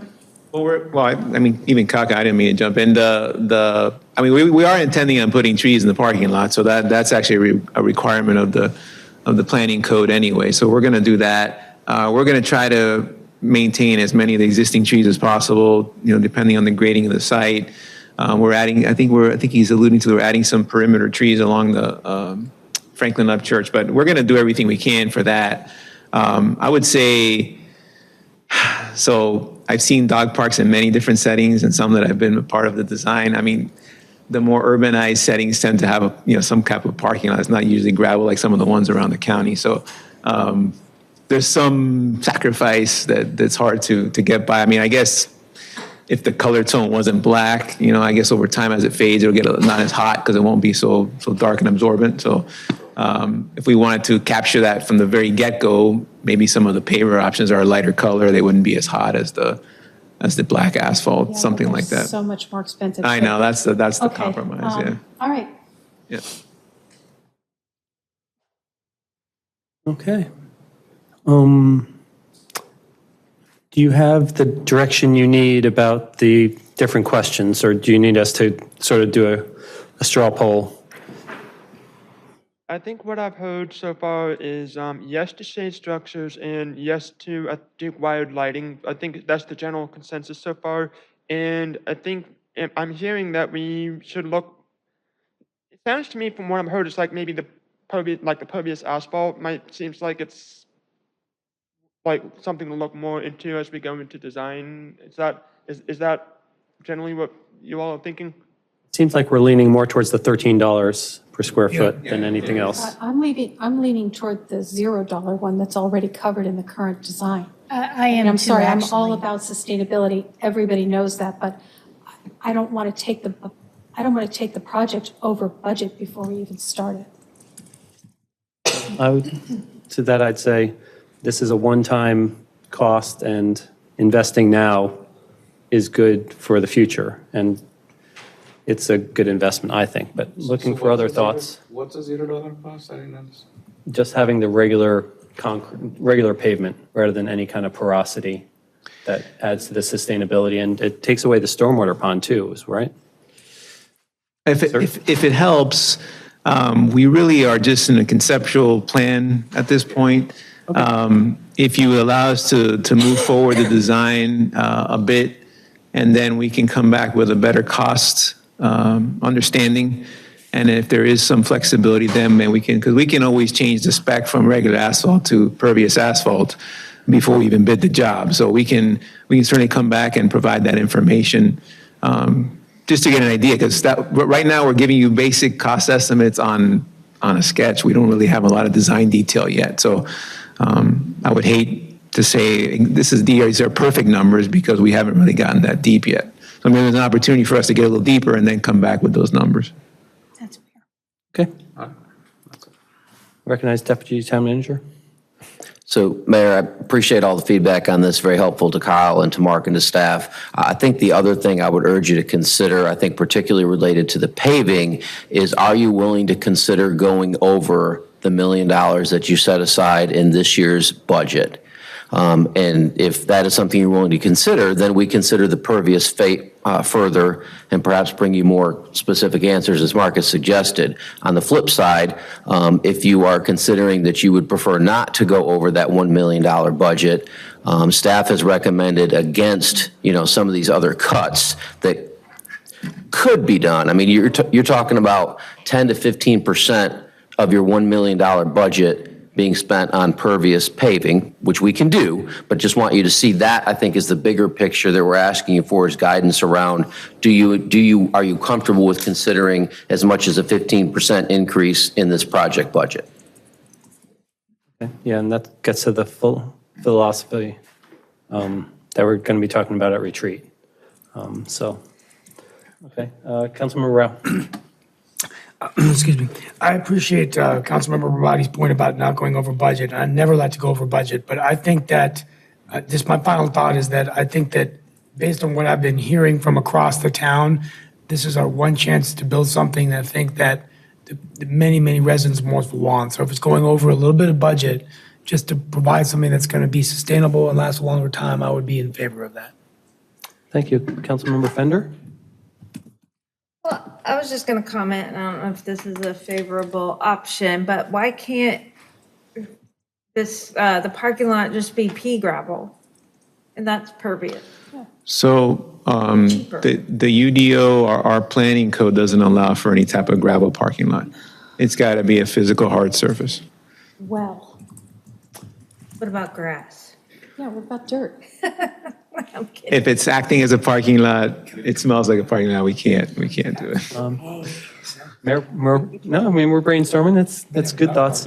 Mayor Pro Tem Johnson. So I, just to be careful here, the pervious asphalt is not going to last longer than regular asphalt. That's what we just heard. So That's correct. it's not going to endure longer. But anyhow, I like your suggestion, Mark, that, obviously we're still interested in this option and maybe we can revisit it again as you get refined cost estimates as we continue in the process, as long as it's okay to add it in at some point. I really caution, this project's going to go over. And I want to make sure that we build this project. I don't want to come somewhere down the road and we all say, oh, this project is now, 50% over, 100% over. I want to build this project, and we've already put it in our budget. There are people, folks in the community that are waiting for this, and they should know that it's included in our budget. And I'm willing to build it, but I want to make sure we really build it. So that is my ultimate concern here. Yes. Councilmember Rabati. Yeah, so I 100% agree. We want to get it built. That's the most important thing. But I would be interested, not to put Jeannie on the spot, but I would be interested in what would happen if we said that we want to go $200,000 over budget. Like, can we even do that?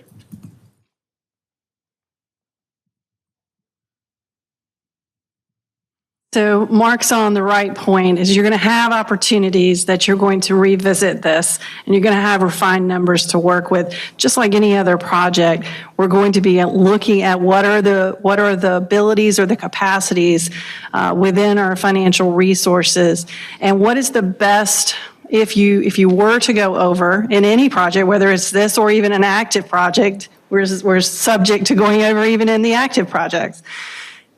If we were to go over, we look at what our capacity is, we look at what the type of project it is, and we align the best resource recommendation to you. So in this case, I would have to go back, I would have to look at what we're planning for the capacity that we do have in our CIP, what are the priorities, what impacts might be there if we were to shift funding around, would there be other impacts to other projects downstream? And that would be an assessment that we would make and bring back that information to you. It may be as simple, if it's small, as appropriating fund balance. When we get our fund balance number that you'll get in November, we'll have a lot more information on capacity to be able to answer some of those questions.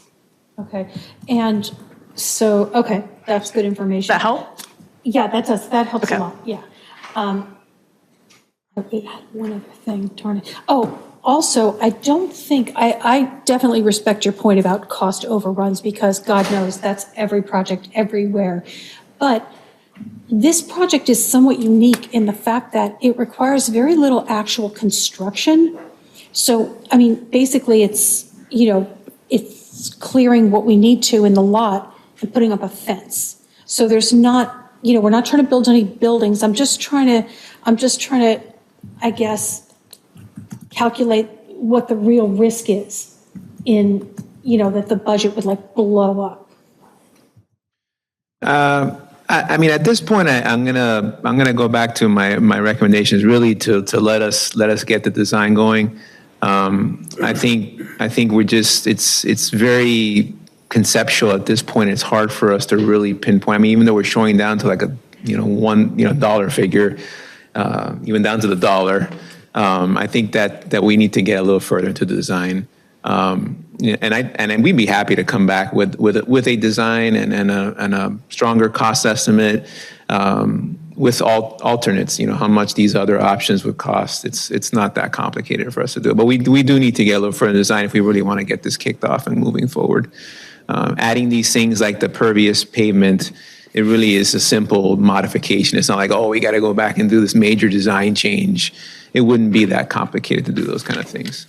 It's important to remember, the reason why they're here is that they're building awareness of what the current environment is, the state in which we're working with really all projects, and having that more information better arms us to make better decisions. So building awareness today, we could be dealing with that. And I am hearing from council that this is important to you. We hear you when you say that. And they'll do their due diligence to try to find a solution and align resources to that, to make the magic happen. Okay. So thank you very much. Appreciate this. Great presentation. And you'll probably be coming back to us in 4 weeks, 6 weeks. Any estimate, sir? I would say early next year. If I was to guess. Early next year. We're in October now, right? Oh, that's right. Okay, so the next step is, 2 meetings left. okay, 3 meetings left. Yeah. sounds good. Okay, thank you both very much. Appreciate it. Really good discussion on the last couple of items by the council. Appreciate that. But it has run us a little bit later than the red line, so we're going to take our 15-minute break now. So please reconvene at 34 after. And then we'll be back with public comments and our next item.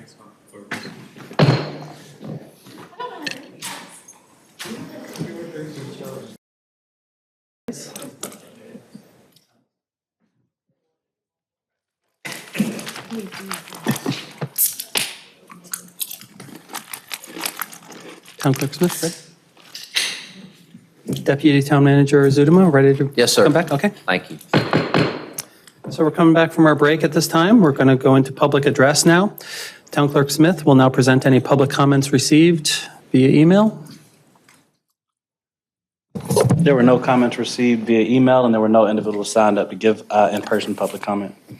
Okay. Anyone in the audience choose to spend 3 minutes sharing any of their thoughts with the group? Okay, seeing none, we'll move on. We're at item 11, new items. There is one new item on this evening's agenda, Wake Tech and WCPSS agreements. Michelle Stiegel, Planning Director, will brief council on the item. Ms. Stiegel.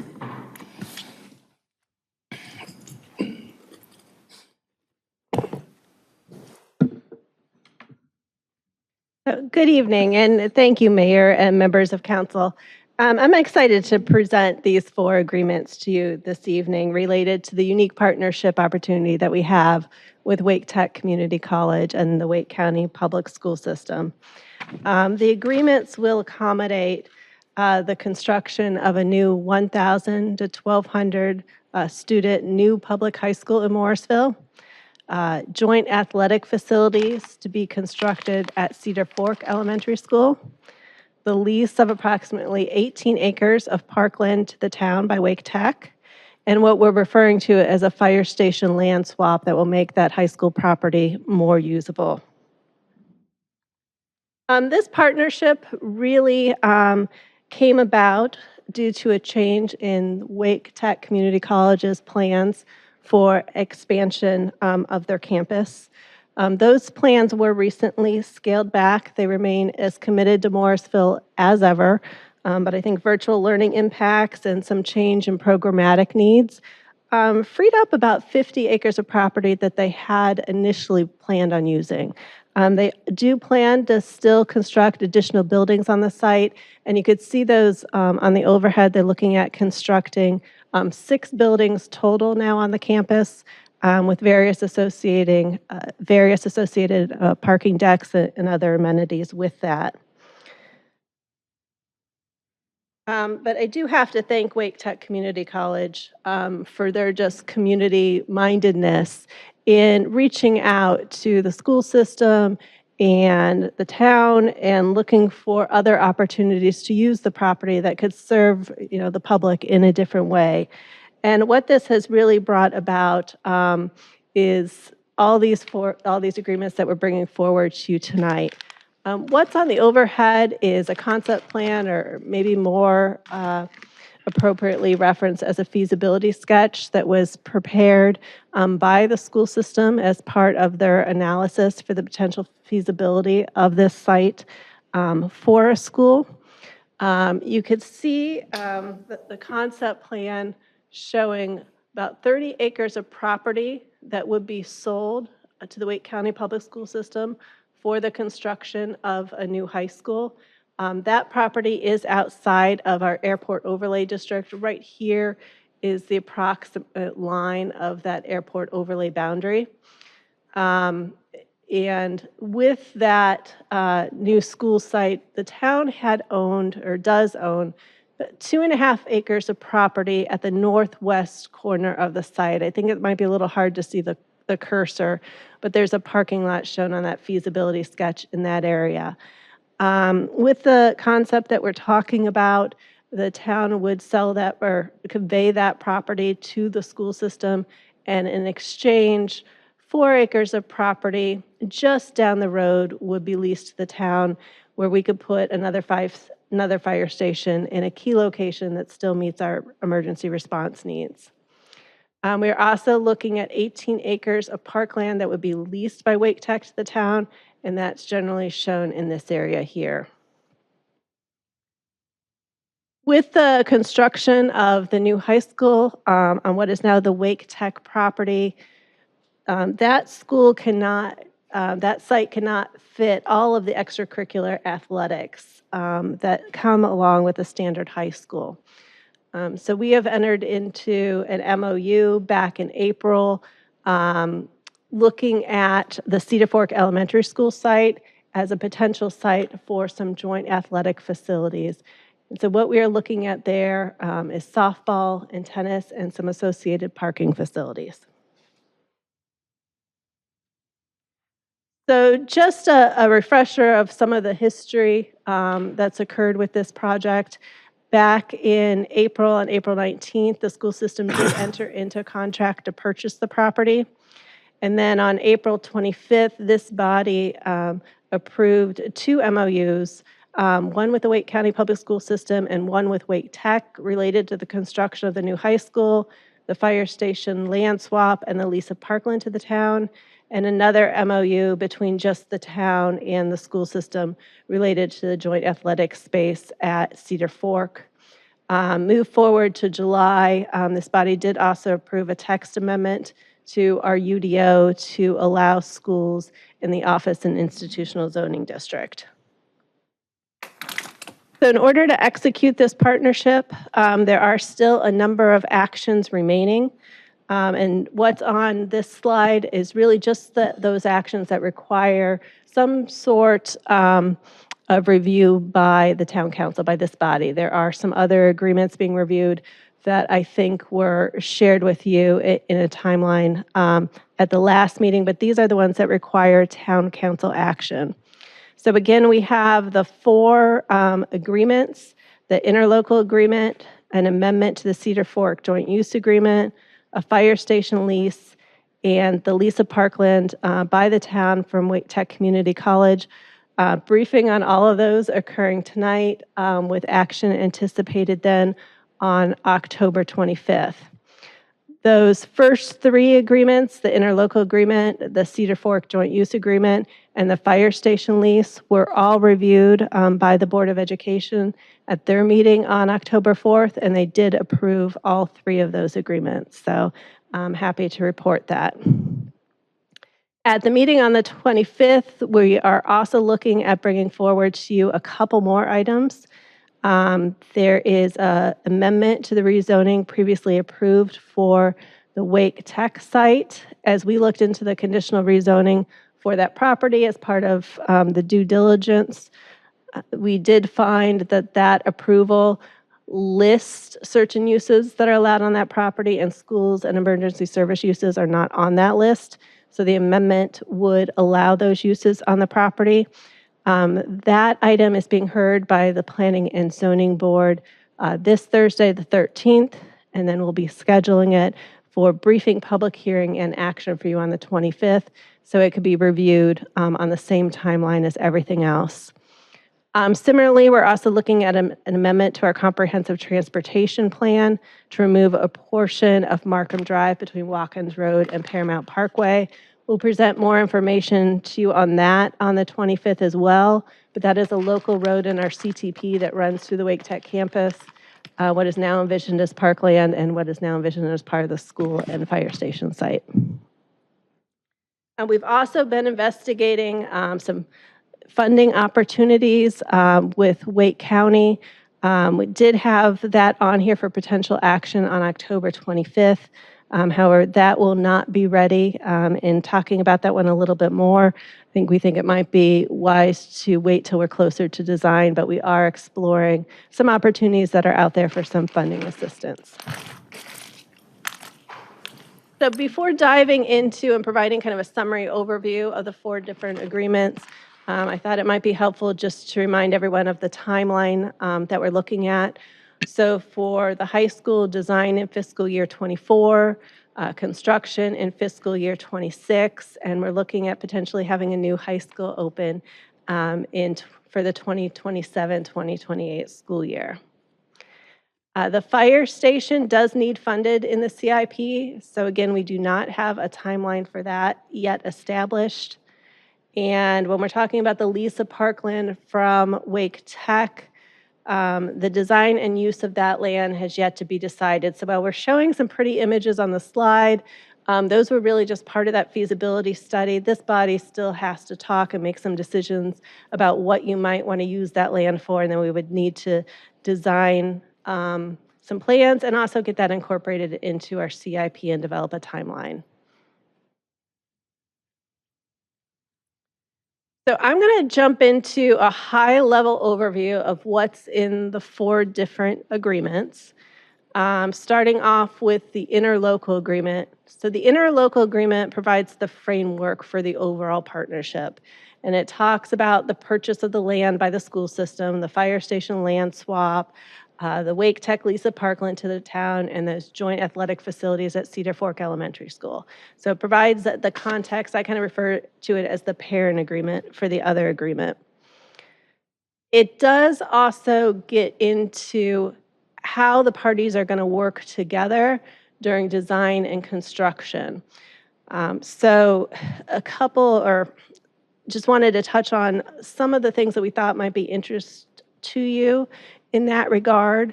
The first is that it acknowledges potential future construction of a shared drive north of where we're envisioning the fire station to be. So it does contemplate that there would be some access, potential trailhead to the park property off of Paramount. Thought that was important so that that future park property could be accessed from both Watkins Road and Paramount Parkway. There is also some discussion about a parking lot that is currently on the Wake Tech site. I'm going to go back to this slide. You could see the parking lot here. Again, the yellow land is the land that the school system is going to buy, and the green is part of the Parkland lease. That portion of the parking lot that would be on the school site is set to remain until the school is ready to build. At that point in time, the parking lot that's shown in yellow on the school property would be removed.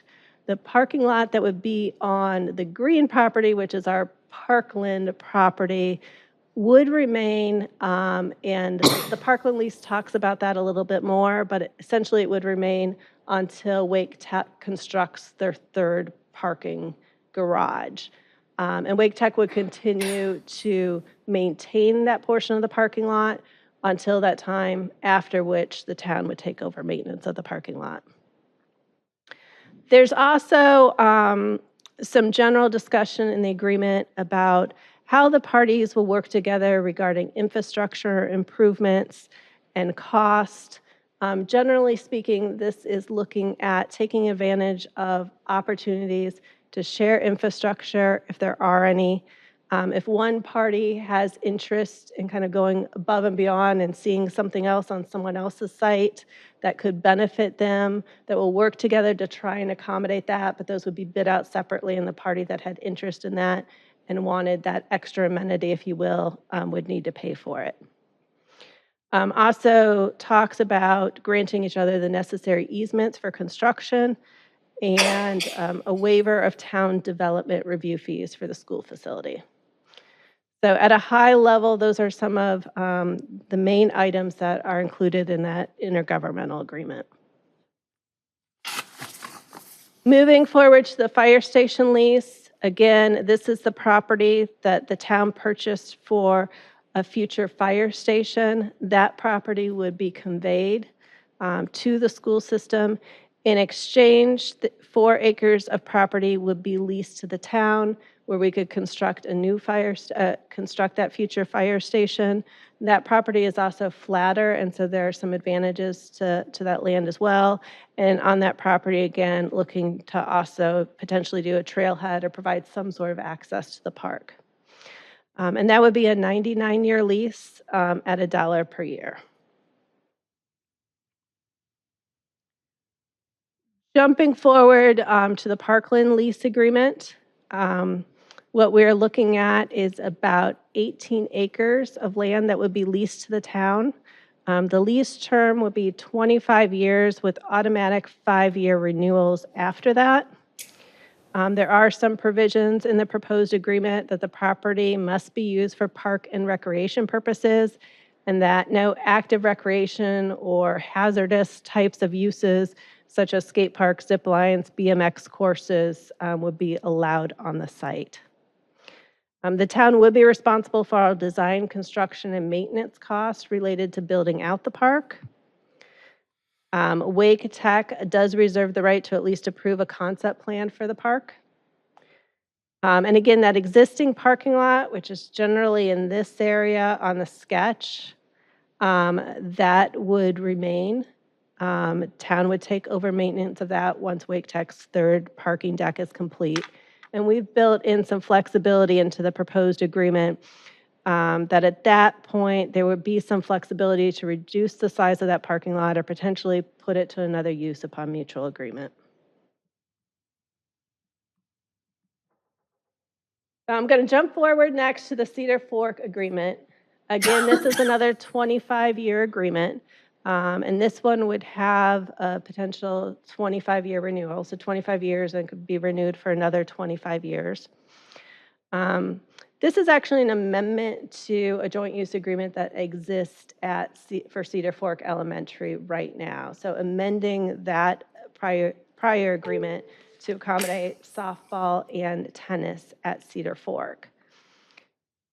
With this proposed agreement, the school system would be responsible for construction of the softball field, the tennis courts, restroom and storage building, parking lot expansion, and any stormwater devices.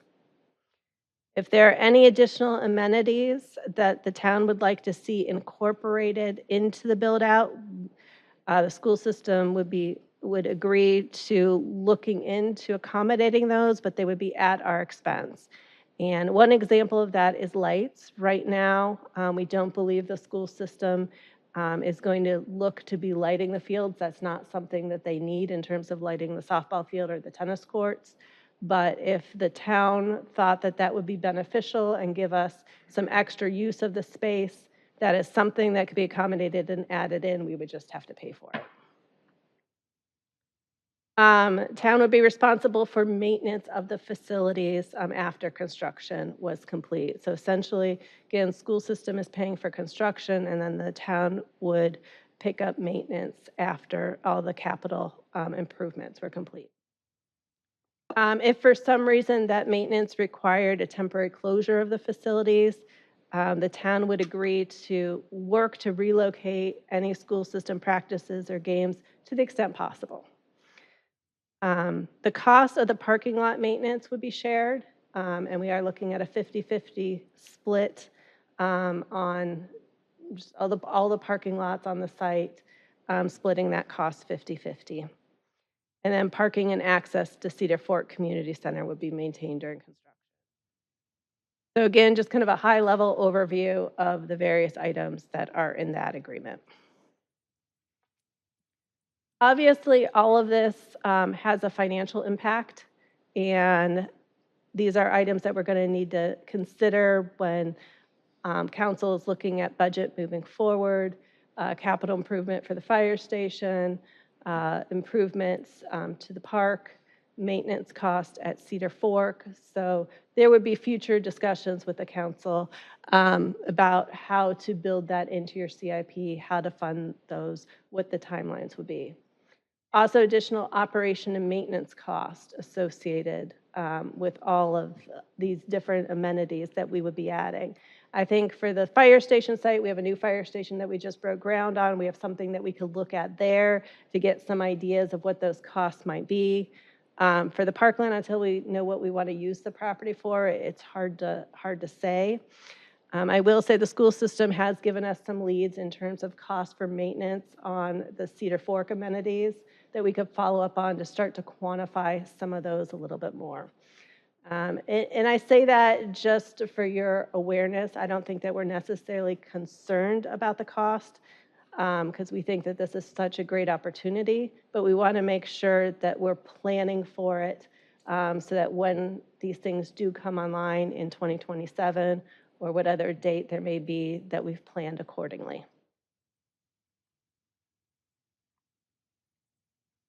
So again, there are the 4 agreements. There are also 2 items that we'll be bringing forward to you at the next meeting with the Wake Tech conditional rezoning amendment and the amendment to the comprehensive transportation plan, and then the school park funding agreement. We're going to continue to look into, but that will probably lag. And these are just the 4 resolutions that were forwarded to you for your consideration.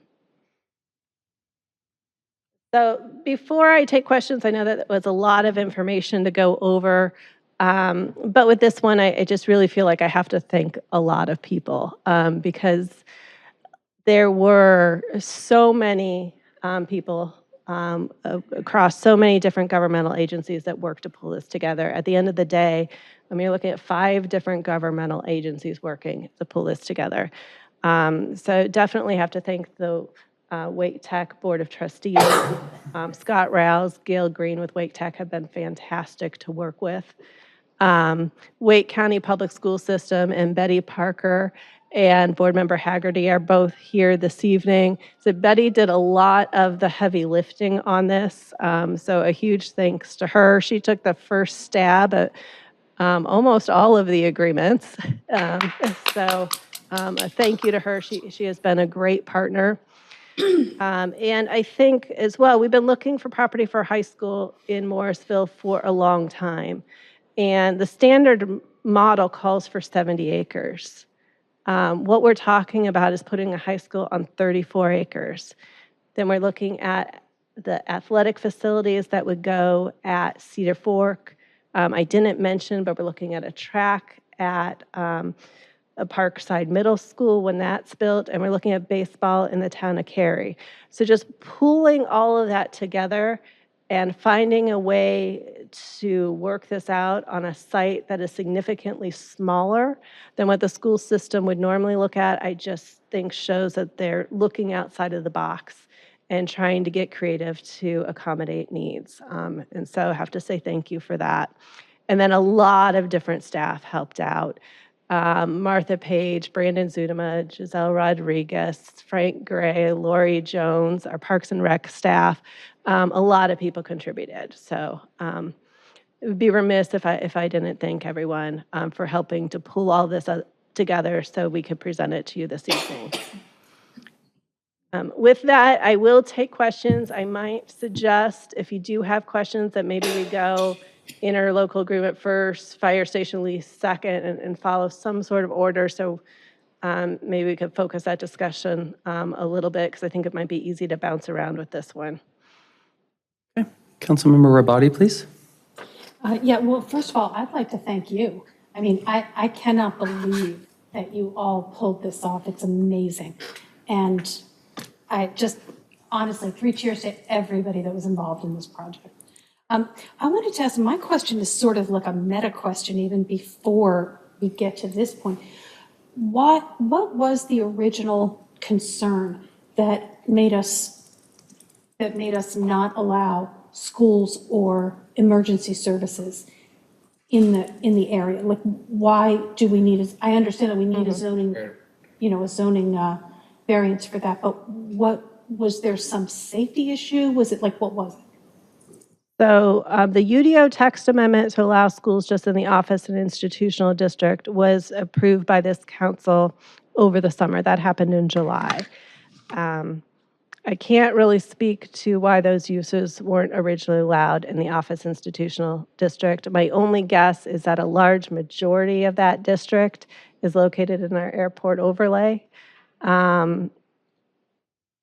This portion is not.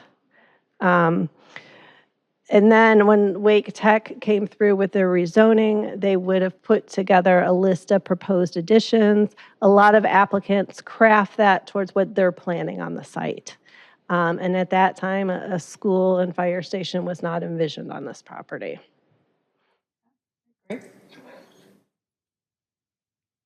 Okay. Councilmember Garamella, please.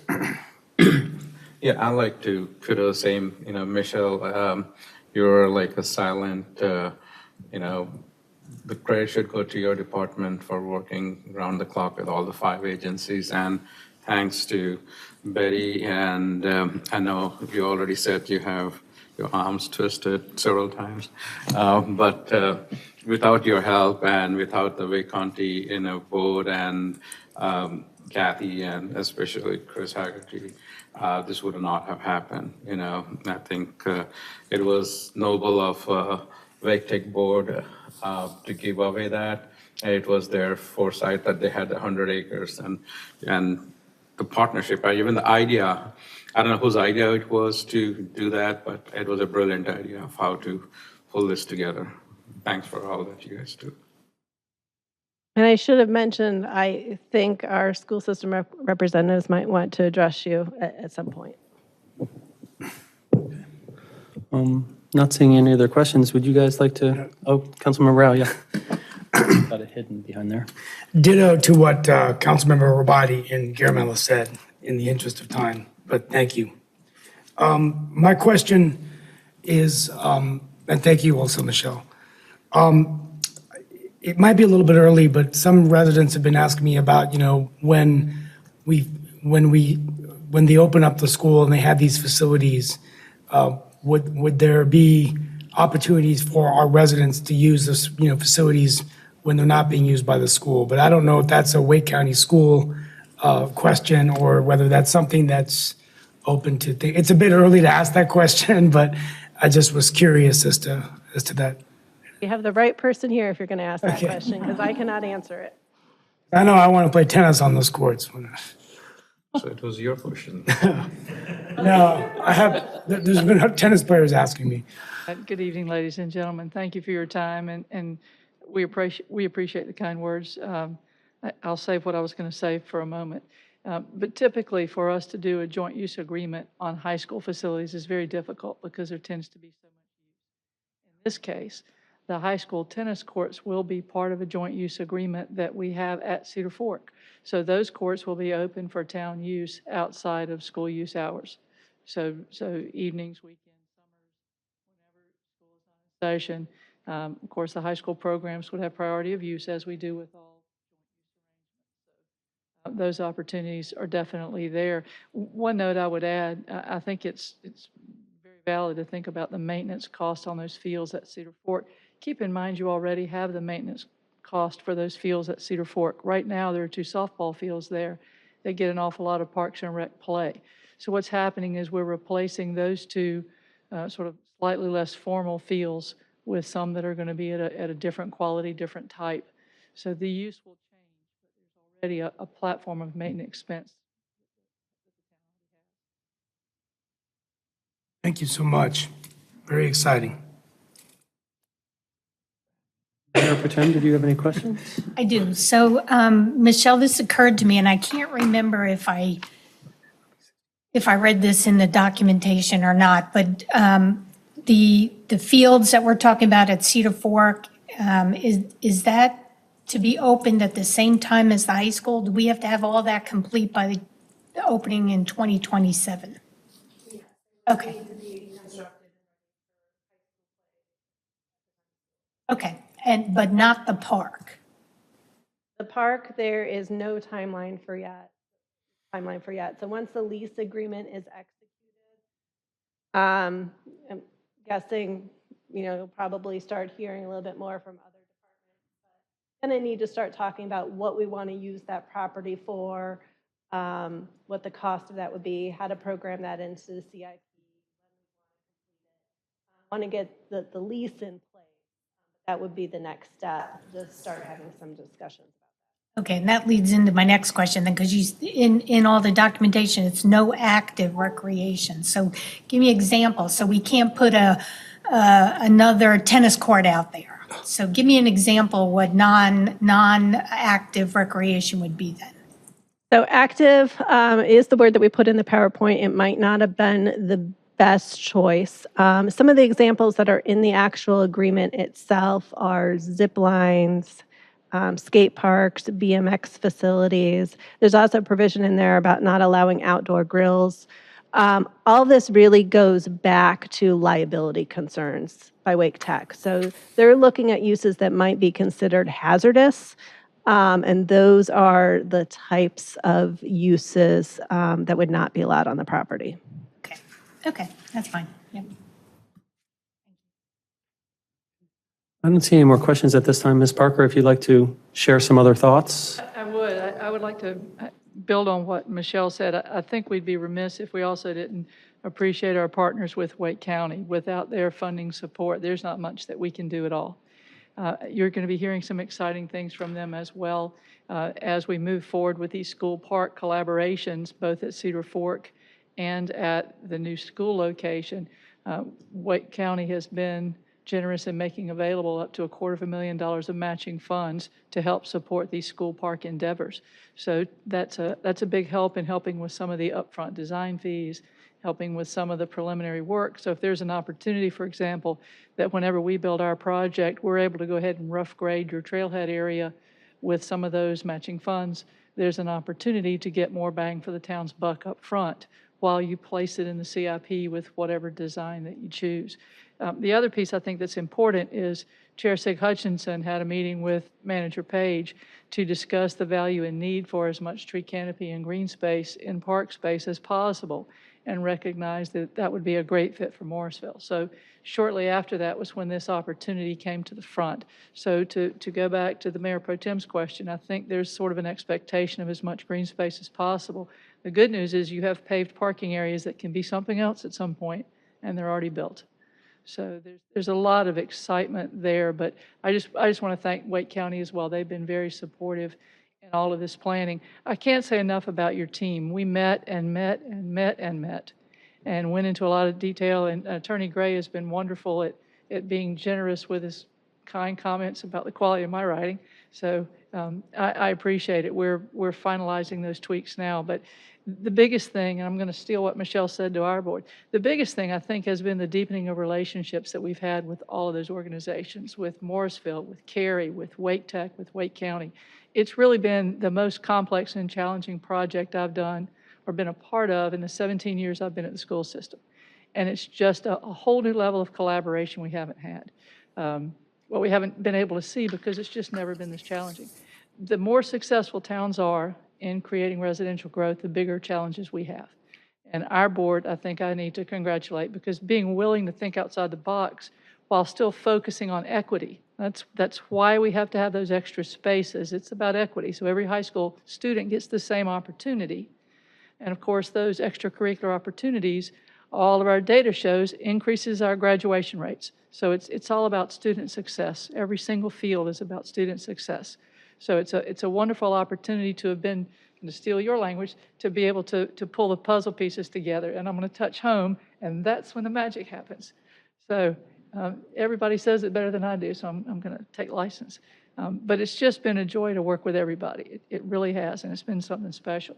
The one thing I do want to mention going forward, in addition to the county commissioners supporting our funding approval, they also are supporting our bond issuance that's coming up. We have some general elections coming up soon. I don't know if you'd heard, but there are some bond offerings there for Wake Tech, for the school system, and they include the funding for this high school and the new Parkside Middle School, which includes the 9th and 10th grade component for the Wake Early College of Information and Biotechnologies. In the last number of years, we've been able to help deliver an elementary school, about to deliver a middle school, an early college high school, and now a high school. If anybody should vote for the bond, please help us vote for the bond. It's going to support your organizations and needs and across the county. So the county has always been very diligent in being willing to support our capital needs, whether they're through limited obligation bonds or general obligation bonds. This opportunity gives us an opportunity to gain voter support to borrow the funds at the cheapest rate. So it's important to remember that. I'm probably not allowed to talk about that when I'm on the clock, so I'm here on my own time. So there you go. But I just wanted to raise a flag and remind everybody that it's the taxpayers of all of Wake County that help support these endeavors. So we just appreciate the opportunity. I'm happy to answer any questions you may have. That's all I had in mind. And I really appreciate Michelle's catching the need for a zoning amendment, because I think you hit it on the head on what the why was as to why it may not have been included in Wake Tech's vision to start with. But we have 9th and 10th graders sitting over there that are a zoning compliance issue for you right now. When this is changed, it sort of brings our 9th and 10th graders into compliance, because our 11th and 12th graders qualify as dual enrolled Wake Tech students. Our 9th and 10th graders don't. So we're just trying to be sure all alignment is clean moving forward. So thanks to you for.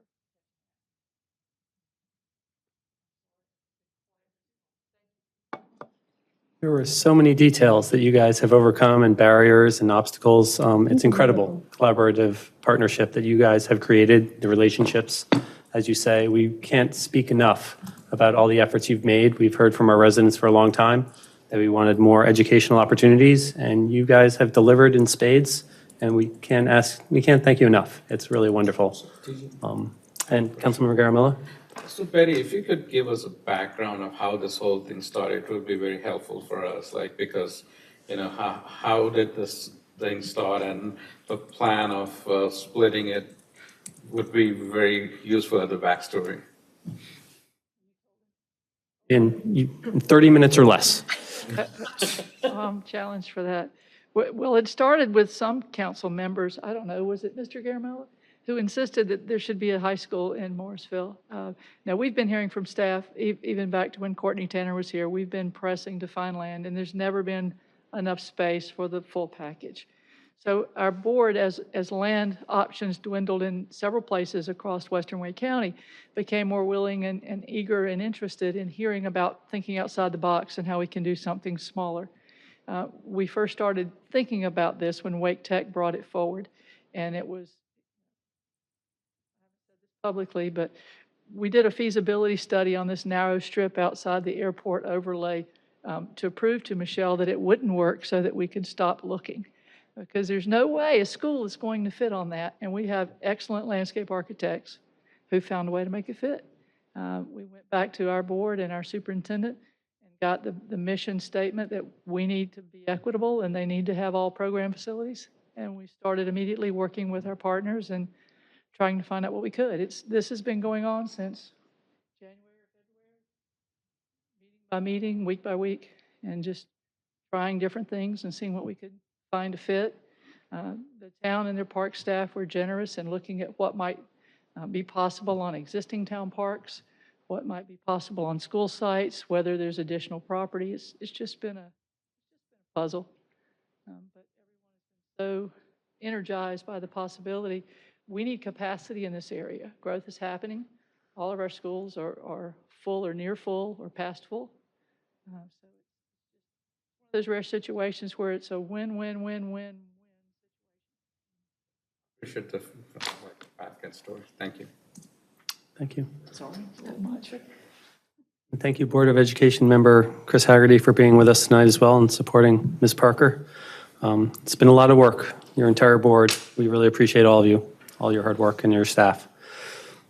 Okay. So we look forward to coming back in a couple of weeks. Wants to say something? He indicated he didn't need to. He was fine. But thank you. Okay. Excellent. So we'll be looking at those things in a couple of weeks. So we're looking forward to that. Okay. Future meetings, events, and citizen involvement opportunities.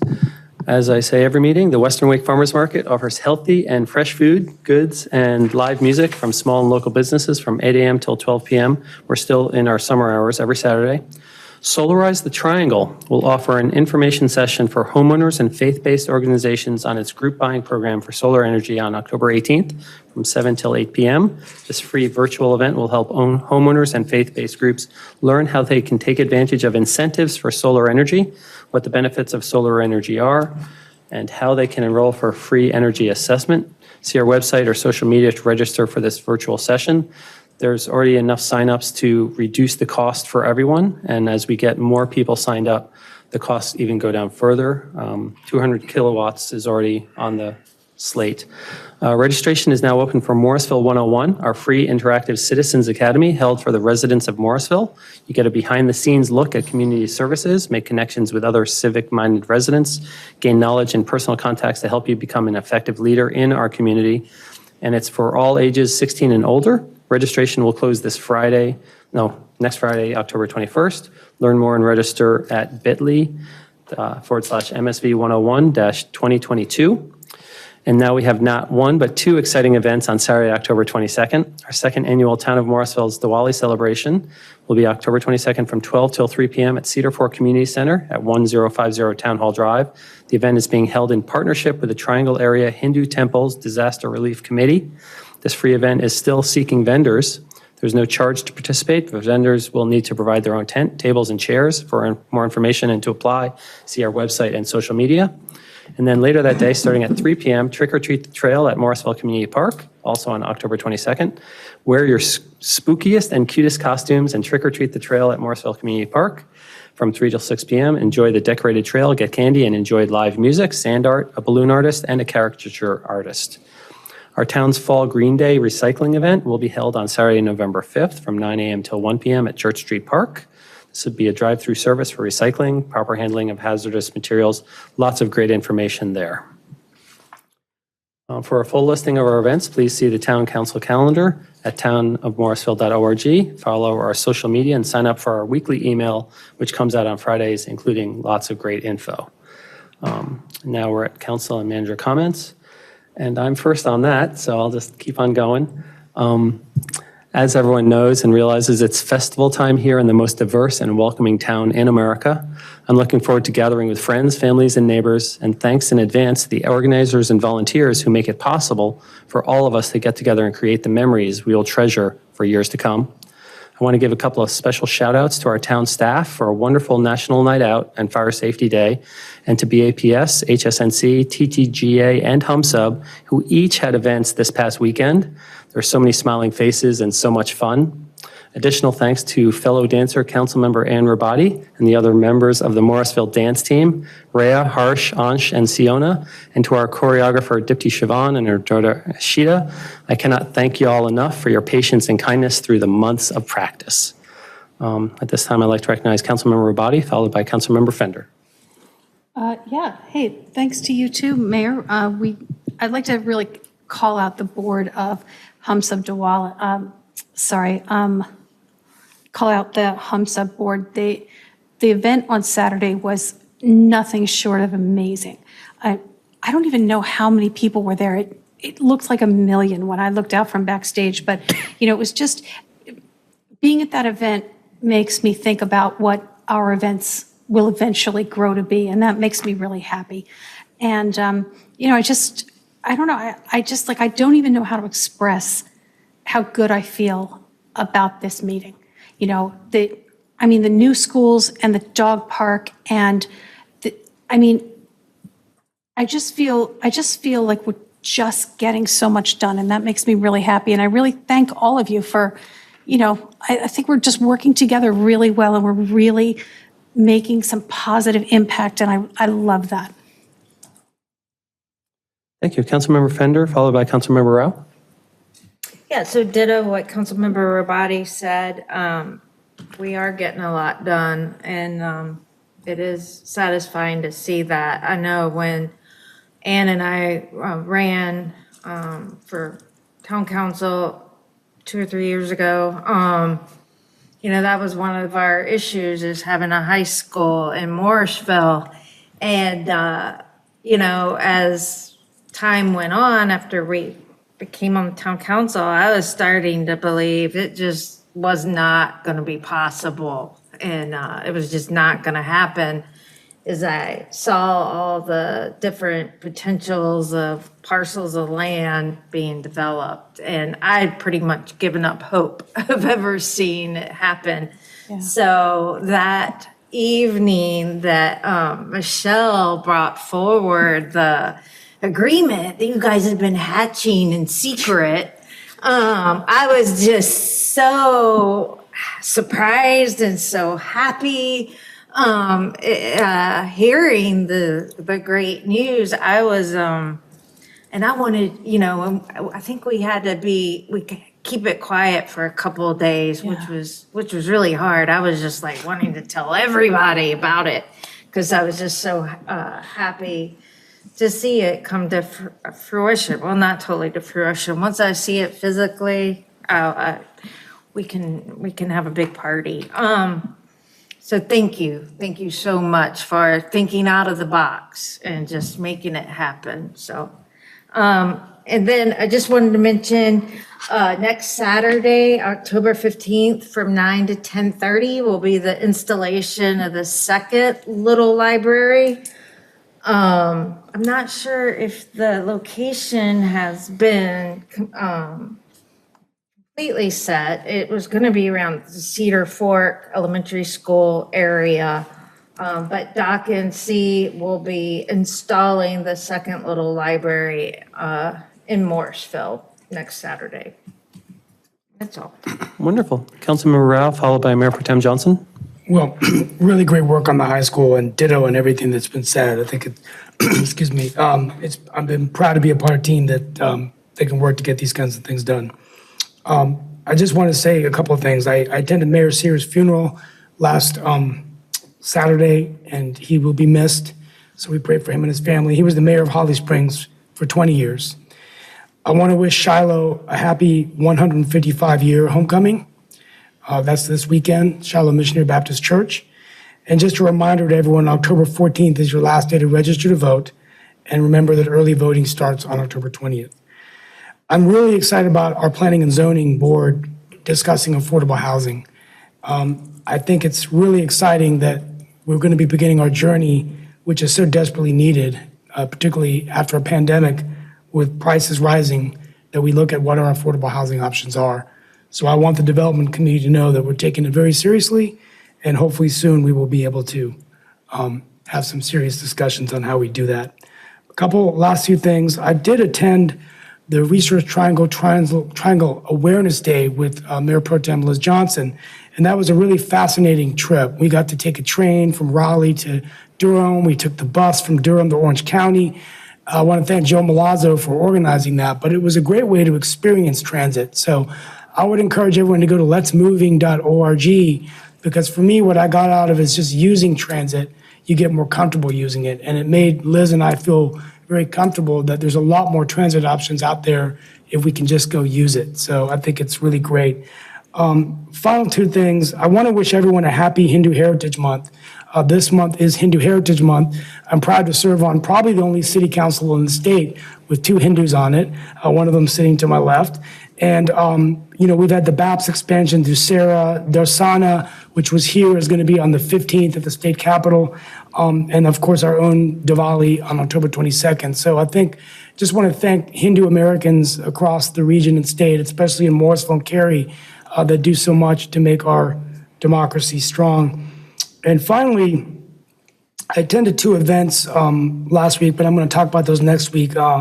Next time, Minority Enterprise Development in Durham and the Manufacturing Day at SAS. But I just want to make a statement. It's also Cybersecurity Awareness Month. And I would just encourage everyone to go to CISA, which is the Information Security Agency for Cybersecurity, just to go and research things about, multi-factor authentication and watching out for emails. So I'll just end with a story. A couple of weeks ago, I was in Washington, and I got to the hotel, and I just didn't get on the VPN, and I got on the Wi-Fi, and within a matter of 10 seconds, like a McAfee virus showed up on my machine, and it looked so real. And then a voice came and said, "Take off dial this number, or we're going to lock your computer." So I turned the computer off, and then when I turned it back on, the whole night the computer kept blinking, "You have a virus detected."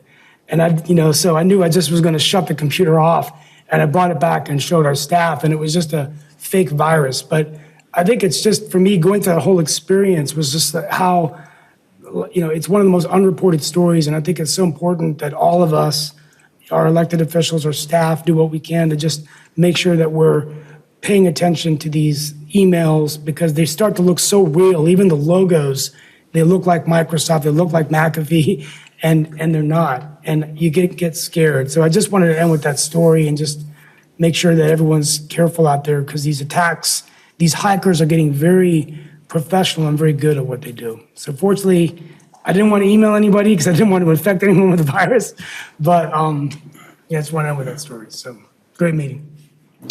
Mayor Pro Tem Johnson, followed by Councilmember Garamella. Okay, like everything has been said, but so I'll just touch on a couple of things. So growing up, the Thanksgiving into Christmas season was always the biggest season for me and my family, and that has shifted. And as you just heard, September, October is a busy season here in the town of Morrisville. There are so many events and festivals and holidays to celebrate, and so it has been a joy to attend all these events. And as I always say, it gives me pleasure to start decorating earlier and putting my lights out sooner because Diwali is in October. So I thank our diverse community for allowing me to decorate and be a part of all of these festivals. So that's one. The other thing, and I won't repeat them all, but thank you to our staff that was involved in so many events recently too, between National Night Out and Fire Safety Day and Town Center input process.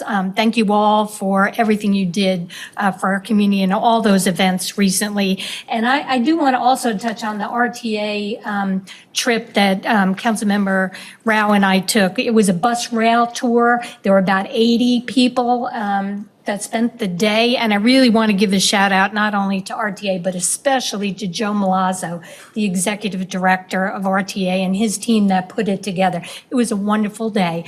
And I am not going to give up ever on anything, not a high school and certainly not commuter rail. And as Steve and I learned on this trip, maybe we need to call it passenger rail, not commuter rail. But all good things are worth fighting for, and just like we have fought for this high school. And I appreciate Ms. Parker mentioning Courtney Tanner.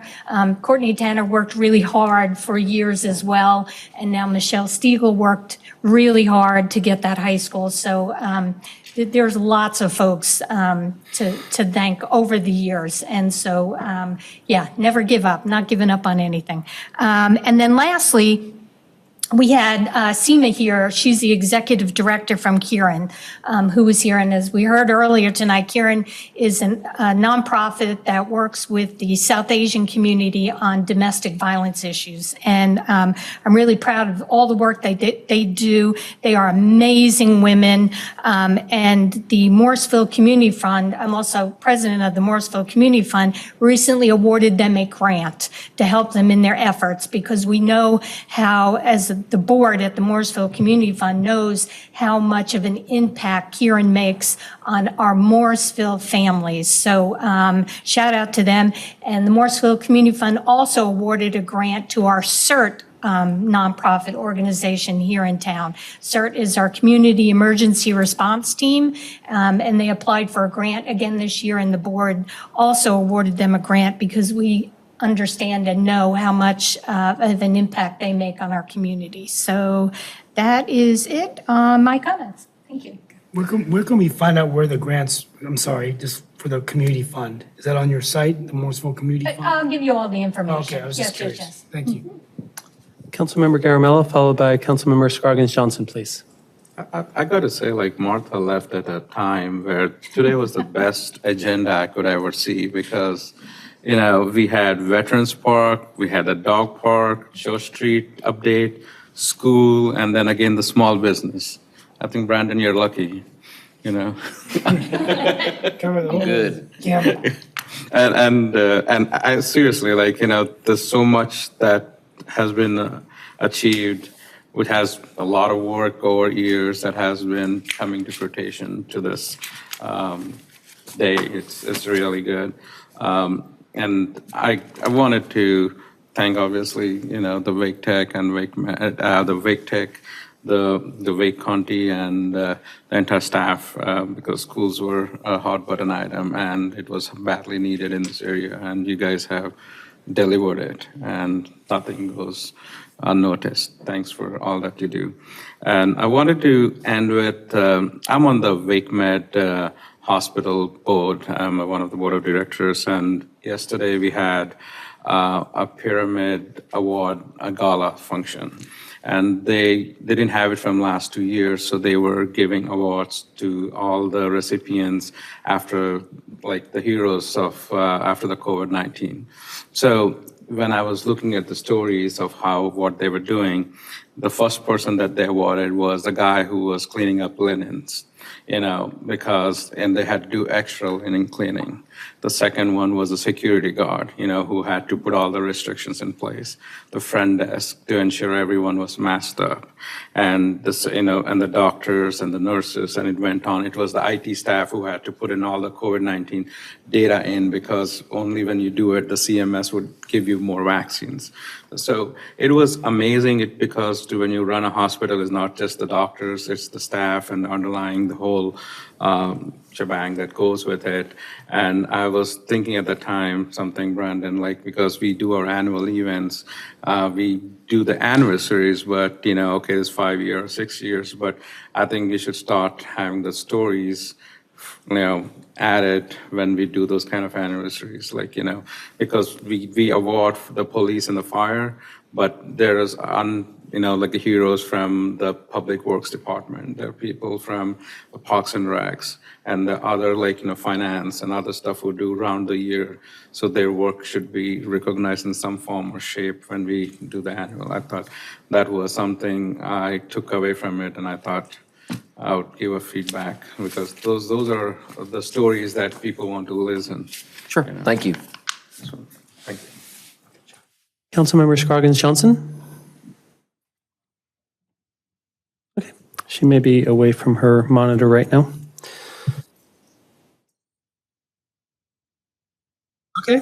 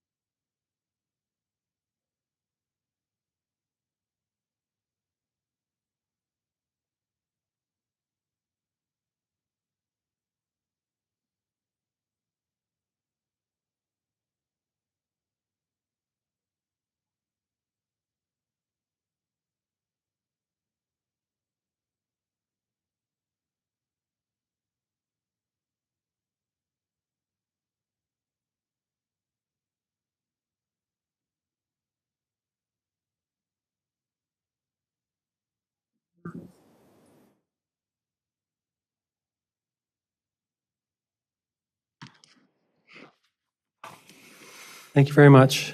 Deputy Town Manager Zudema? So one item, Mayor, thank you, regarding the October 8th work session meeting. So your primary item on that agenda is the TOD presentation from Planning, Chris Lawson, along with representatives from Housel Levine. So we anticipate that to probably be a 90 minute to 2 hour conversation, a lot there for you to process and consider as we keep moving on that. So the only other item on that agenda is roundtable. So wanted to touch base with you. There's been some different discussion to confirm that you would like to include the roundtable. And then if you would, I have some quick feedback on that. Please share. So if you indeed do the roundtable, what we would ask is that if possible, you submit any items that you may have to staff this week, ideally by Friday. That gives us a little chance to do any background or prep work we can to be prepared if there's any answers we need to give or anything we need to give, yes, we're already doing that, or no, we're not doing that. So that would be helpful to present those. And again, if you don't, just be prepared that we'll sort of be off the cuff as we hear new information that Tuesday night. And when I say we, I mean Giselle and Jeannie. So Giselle will be handling the meeting on the 18th for us due to some last minute obligations. Both Martha and I are crossing and will not be here the 18th, but Giselle and Jeannie will be here and coordinating that for you. And then again, if we go forward with that, just want to offer you a reminder now that you'll hear again that evening, roundtable should be limited to 2 items per council member. These are your guidelines that you've talked with us about, and that they should be about 5 minutes each. So if you look at that, just a little bit of math, that'll take you 70 minutes for the 7 of you to each address 2 items for 5 minutes each. So just want to put a little perspective to that time-wise and understanding what some of your concerns have been around timing on meetings. And then again, when you present these items, what staff is looking for is a consensus from amongst a majority that you support the idea of being researched further by staff, not necessarily being implemented, but being researched further to come back to you with an update. And again, obviously staff will prioritize as best they can those roundtable items based on workload and other things. So it also is good as you have your conversations to help us understand what priority it may be for each item so we can better help to work that into workload. Okay. Thank you.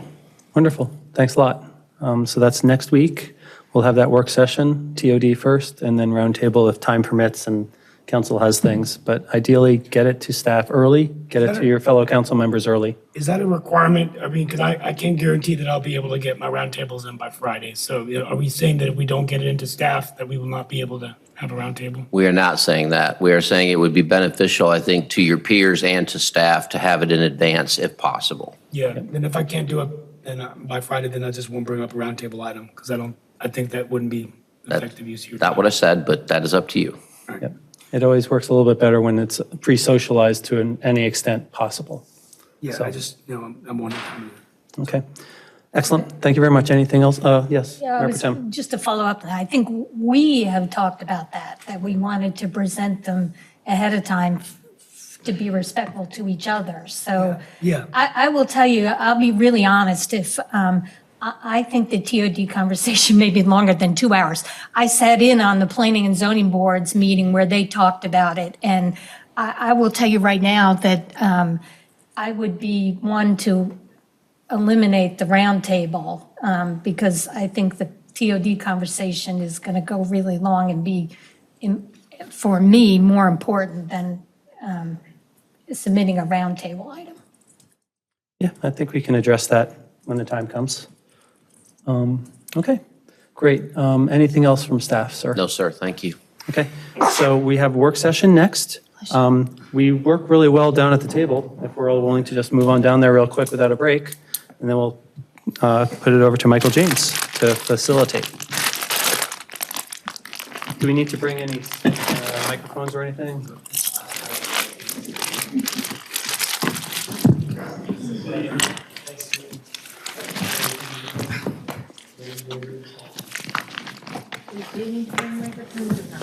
He said he's going to grab a couple of them, so we don't have to worry about it. It's up to you. I'm going to be quick. How much you guys want to discuss?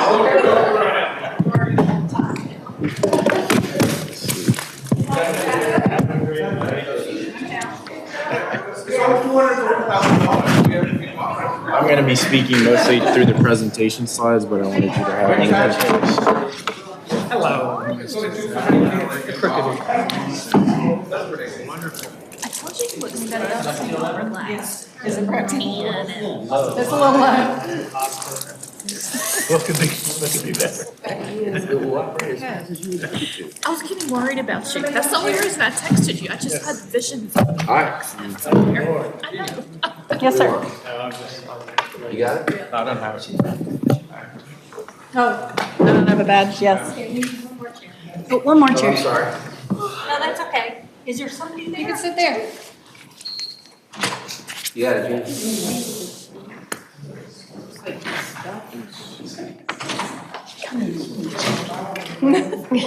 Oh, are you sitting there? I'll stay over there, I guess. Well, no, I was going to sit here. I can sit here. It doesn't matter. We still have Councilmember Garamella and Councilmember Ralph. Okay. What's that? Yeah, Councilmember Garamella. I'm going to be walking through the slides, but you know. Okay, thank you.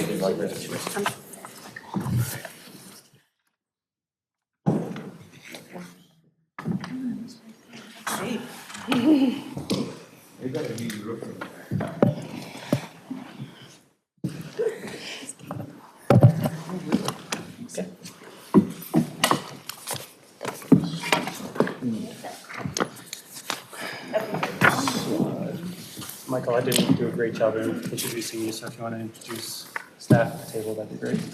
Mayor, would you like to sit here in the center? No, this is fine. You good? Okay. Does anybody need to sit on this side to see the screen? Okay.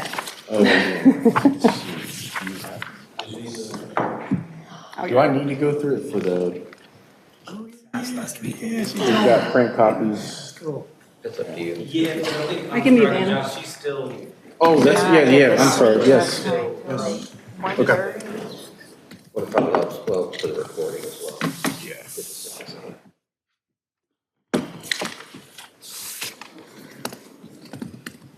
All right, so is everyone, are you ready to go? Good to go? All right, thanks. It's good to be back with all of you. I guess, quick administrative note, I'm going to kind of go through the slide deck, but you should also have a hard copy of the feedback form, which is kind of a summary roll-up of the feedback forms that you all provided. So just kind of, since we're at the table going through the hard copies, just wanted to share that. So when we were last together on September 13th, we talked about kind of an overview of the small business program framework as a whole. We talked a little bit about the SBA grant. And just a few days after that, we did get the agreement from the SBA. So we now have a signed agreement with award terms and conditions and should be receiving the funding any day now. So just wanted to share that quick update with you. And then we wrapped up talking about the grant program component of our overall $300,000 grant program. So that we're going to getting from the SBA. So we wrapped up talking about the eligibility criteria. You all asked for some additional time to kind of provide feedback, which is now in front of you with the attachment. So appreciate your effort in getting those in. That really helps us.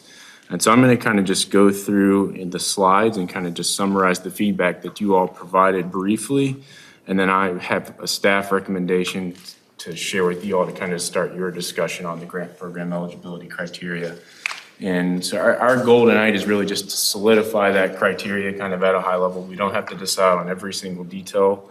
Our plan would be to come back to you in January before we really do the full rollout of the program and open the application. So you would have one more opportunity at that point to kind of look at where we end with all the criteria and all the details. But this is just, tonight is just about getting your kind of feedback solidified so we can move forward with getting a vendor on board to help us administer the program.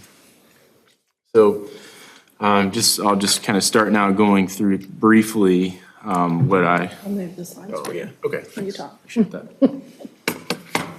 So just going through briefly the feedback that I heard, and on your attachment, I kind of had marked these in green where I kind of said that, you know, I see, I guess, a strong preference, meaning 5 or more of you kind of indicated a preference for that criteria. So Certainly heard, there was unanimous support for just basically requiring the business to be physically located in town.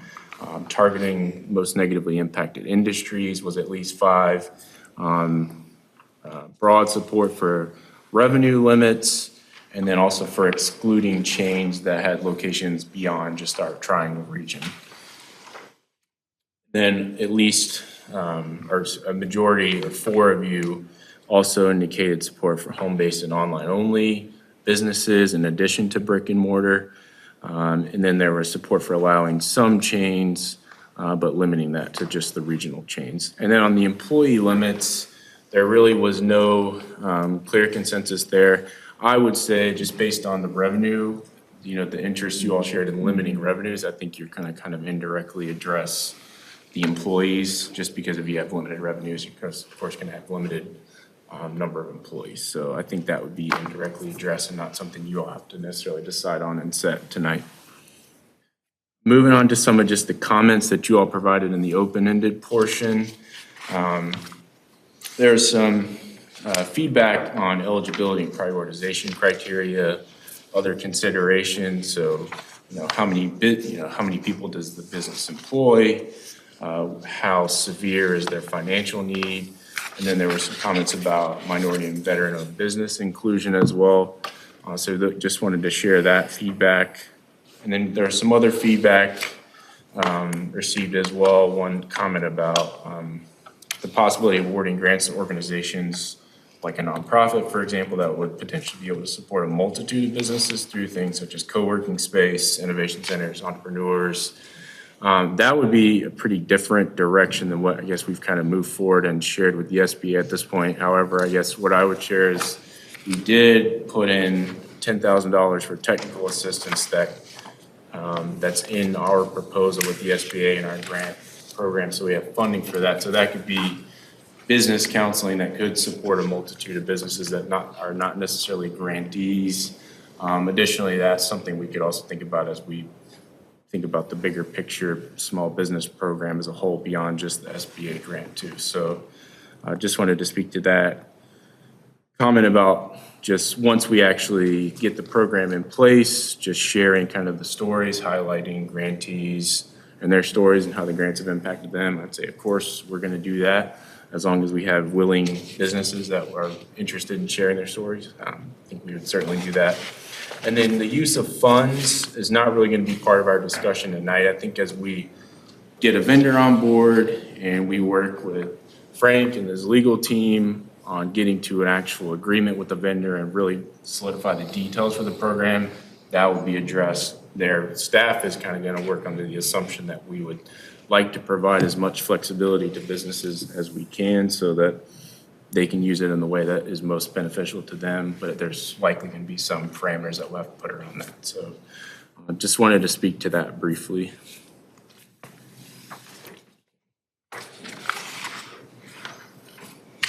I just wanted to share this since I think at least five or six of you just clearly shared the interest in considering some industry targets. What I would suggest is potentially using the industry classification codes, which we've discussed a little bit in the past. This is something that the state of North Carolina did with their business recovery grants in one portion of their grants. So they used some of these similar codes as well. So just kind of quickly going through them. So I have 71, 72, 81. These would basically be a lot of the, probably 95% of the specific industries that you all mentioned would really fall into these categories. So, gyms, health clubs, restaurants, anything food service is really going to fall into that 72. A lot of entertainment type event facilities would fit in there. And then 81 would include a lot of the personal care. Okay. The handout that we're doing at the table the same that was provided? Yes. So we're going to the slide deck, and then the handout is the council input summary attachment. I think it's the first attachment, first or second attachment. Thank you, Eric. Yeah, sorry. And so I was just talking about, yeah, the personal care, so that would be a lot of the, barbershops, salons, dry cleaners would fit into that category. And then just using our database that we discussed at the last meeting, just kind of doing a quick estimate, not factoring in any of the other eligibility criteria, just looking at independent businesses that fall into these categories. It's around 120. So that kind of gives you an idea just based on that limit alone. So granted, you would have other factors as well. So that would be probably the most. If you apply that criteria, that's probably a good way to estimate how many applications could potentially come in. I guess another thing just to share about the number of applications, I think, part of as you make decisions about what the criteria is going to be is thinking about, would you rather be limiting on the front end with the eligibility criteria, because that might reduce your application volume, but it also might help kind of focus our vendor and they might have fewer applications to review. Or is it more of a prioritization exercise on the back end where it's open and you're getting a huge volume of applications, but then having to turn a lot of people away and say no based on whatever prioritization criteria you end up with. So I think that's, and one other thing I just did want to share on the industry targets. Just one thing to note and then kind of maybe consider as you get into your discussion is if we did apply these targets, I think it kind of it would probably effectively, I don't know if it would completely eliminate, but it would exclude a lot of the online only and home-based type businesses just based on these categories, because these are going to be businesses that have storefronts, brick and mortar operations, just based on the nature of their business, because those are probably the most negatively impacted by COVID. So Is there a code that would include like professional services like CPAs, financial advisors? yeah, there is. That would not be in these categories. Okay, So but could we just add that category? it could, yeah, it could be added again, then you're just broadening it, but it certainly could be, but it would not fit into these categories. How were they affected? Or Were CPAs affected? I'm just curious. I think all finance. single business. I'm thinking of like people that work out of their house doing financial services, CPAs that work out of their house, that kind of thing is, I think that everybody across the board was affected. I think businesses cut down on expenses and they cut down on professional services. Some of them closed. So, I'm just saying that I think that there's room to take a look at people like that are one or two person businesses. Professional services also include like technology services or companies like that, or would it be more like just like? I think there is a professional and scientific category. I'd have to look at everything that fits under that, but I think it would be, if you looked at the highest level code, there's all these subcategories, but I think if you looked at. Right, but anybody in any of these categories would have to fit the other criteria. We're not going to give money to every CPA or every financial advisor, every IT person. No. But if they fit all the other criteria and they lost business, then I think we should be open to that. Yeah, so part of this, do they have to prove that they lost business, that they had a negative impact when they apply? Yeah, typically what you see and what we'll talk about with the staff recommendation in a minute is they would have to submit tax forms. That's kind of how it's typically been done with other pandemic relief programs, is they're submitting tax returns that are being evaluated for revenue impacts.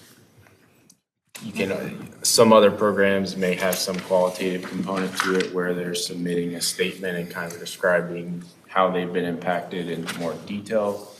The chiropractors fall under personal care. So chiropractors and other healthcare would other type, like healthcare type of industries would not fit into these categories. So Exceptions.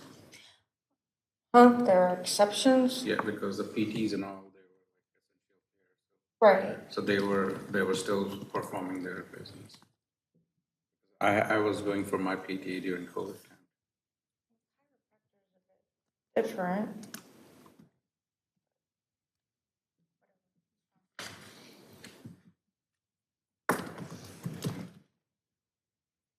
All right, so, yeah, just moving on to recap before we get into kind of the staff recommendations, just some additional factors that you all shared in your feedback on the prioritization process, severity of financial impact, previous pandemic assistance. So if you received, for example, a PPP loan, or if you got shuttered venue or one of the EIDLs, just there's a, kind of a hodgepodge of pandemic relief programs. So we could consider that in a prioritization process.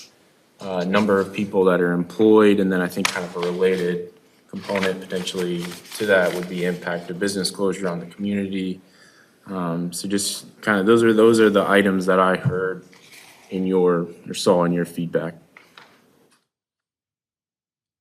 So taking all of the feedback that we heard from you all, you kind of put forward a recommendation here, and I'll kind of walk through these quickly. And I kind of divided them into the eligibility criteria, and then the second component is a prioritization process, assuming we get more applications than we have funding for. So I think, the obvious one, yes, everyone agreed on physical location. One thing I do want to spend some time talking about is the revenue limit. So in looking at your feedback on the revenue limits, all of you, I think, supported, or most of you supported the lowest number, which of the options was 3 million. Just reviewing a few of the comments about that seeming like still a high number. And then also based on some conversations that we've started with potential vendors that have experience with running small business grant programs, they also suggested something lower. That's where that 500,000 is coming from, because the comments that we heard from them was that really focuses on the smallest businesses and businesses that have a harder time accessing other types of relief programs. So that's kind of where that number's coming from. Just in taking another look at like some examples, probably I would say, you could go up to maybe $1 million, but in that 500,000 to $1 million range, really I think would help focus the criteria so that you're targeting the smallest businesses that would have probably had difficulty accessing other aid. So that's kind of where that's coming from. We talked already about the economic loss component. So this is, again, typically you would be looking at a COVID period that you define, and looking at the revenue impacts, and the changes, the delta between that period. Then based on your feedback, we also open it up to regional chains. Again, there's the revenue limit consideration there, but there are some independent, typically what you see in these programs is there's an allowance for that if they're independent, locally owned. Like a franchise. They're not part of could be a franchise if the decision-making is really local, if it's not. So that's typically what you see. The other option is you could just, exclude, you could limit the number of locations. So there's, I guess, multiple ways to kind of arrive at that, but just based on the feedback, that's what we have. And again, this is just intended to be kind of the starting point for your discussion tonight. And then we already kind of talked through the industry target there. So I think that's something you all can discuss. And then on prioritization, I picked, some potential ways to go about this. And these are really quantitatively focused. So if you got, we've talked about how our proposal would be 30 grants at 4,500 each. If you use that prioritization criteria, it's quantitative. You could rank in terms of, prioritizing businesses that have not received other aid, and then applying that number 2, which would be based on the revenue impacts. That's a number you can prioritize it that way. So that's something that the grant administrator would be able to do in terms of administering the program. So that's kind of the recommendation we're bringing forward to you for discussion so that we can start to draft solicitation documents to get a vendor on board and get the program going. So, and like I said, we would come back once we have a vendor on board and have more in-depth discussion, or just it's kind of a confirming all these details about the program and then adding any additional detail at that point in time. So yeah, maybe it's just a good time before we get to their discussion to just kind of review this timeline. So obviously we're having our discussion tonight. We get direction from you, then we would move forward on an RFP. Share that with some of the folks that we know are out there and just obviously publicly advertise that as well.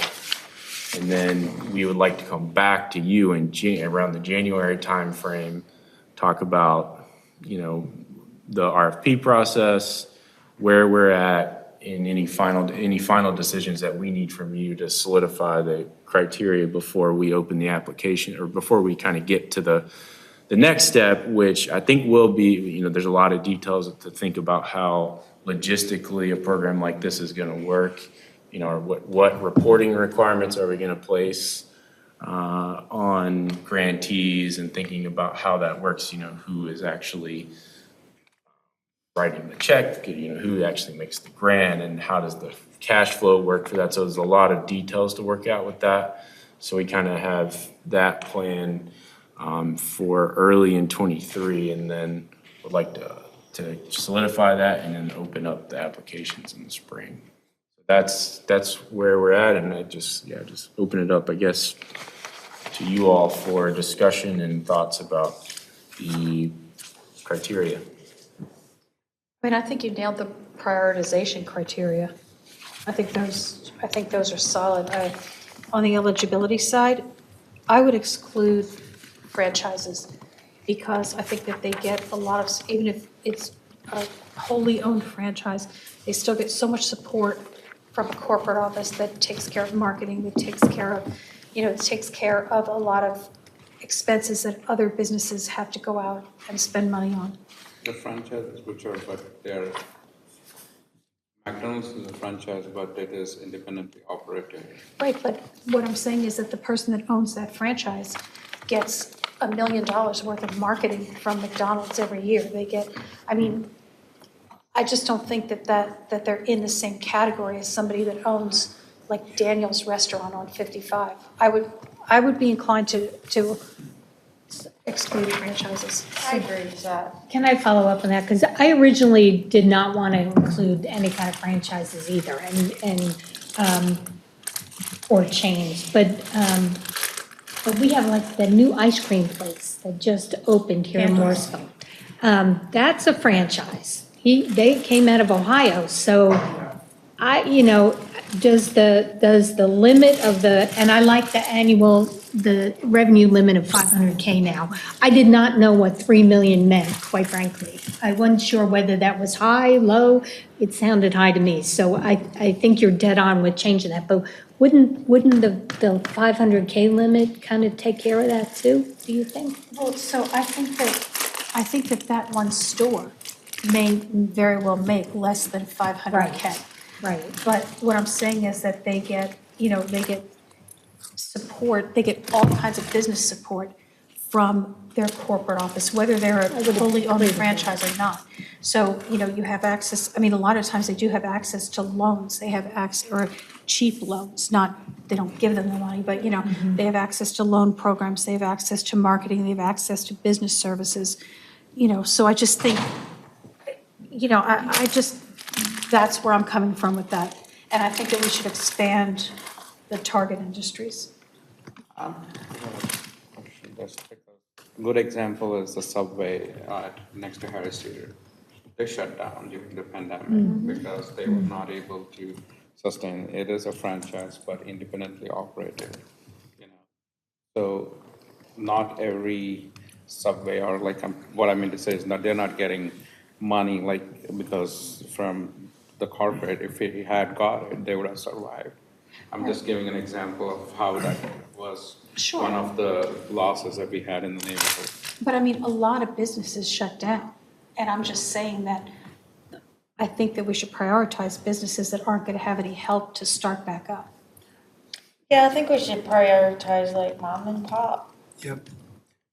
businesses, not McDonald's. So I think an important thing, you just said prioritize rather than eligibility. So if we shift our thoughts and keep it a little bit loose on the eligibility, we have some good things there already. And then the prioritization, we would prioritize a mom and pop without any franchise associations before someone who was a franchise. So that's a way to sort of do both, but not make the net so small that people like that Subway could get help if they need it, and we don't have other needs. So that's just a thought. The other thing I've noticed, I mean, this year I've visited about 40 businesses on my own around Morrisville and the Durham Triangle area. And the one thing, there's a lot of focus on minority-owned businesses. I've noticed, I don't think you could put it into criteria, but, Black-owned businesses typically during the pandemic, only about 4% got the PPP loans. And many of these are mom and pops. I met one wine store in Durham, great wine store. They had to put their own money, their own 401k in to fund their business. Now, I don't know how many of those types of businesses are in Morrisville. Typically, most of our minority businesses are Asian or Indian based. They're either owning stores, they're doing pretty well. Technology, they've got service companies, they're doing okay. But maybe it's a factor we can consider, because the SBA, if you notice, they're putting a lot of money in minority business. So I just don't know if that's something that we can consider, or, It's only $250K here. or maybe we can get more money to supplement it. If we start this thing, we can go to, Yeah, but we can always reprioritize and I just do that as an idea, what I'm seeing. No, I agree with you, but yeah, I'm with Satish. It's such a little amount of money that Spend more time talking about it. I want to be able to really give it to somebody who really needs it, who's a small kind of, that's why the 500K makes a lot of sense. Okay, thank you. It's hard to recognize people who aren't right at the table as we're going back and forth. So at this time, I'd like to recognize Councilmember Scroggins Johnson for her thoughts.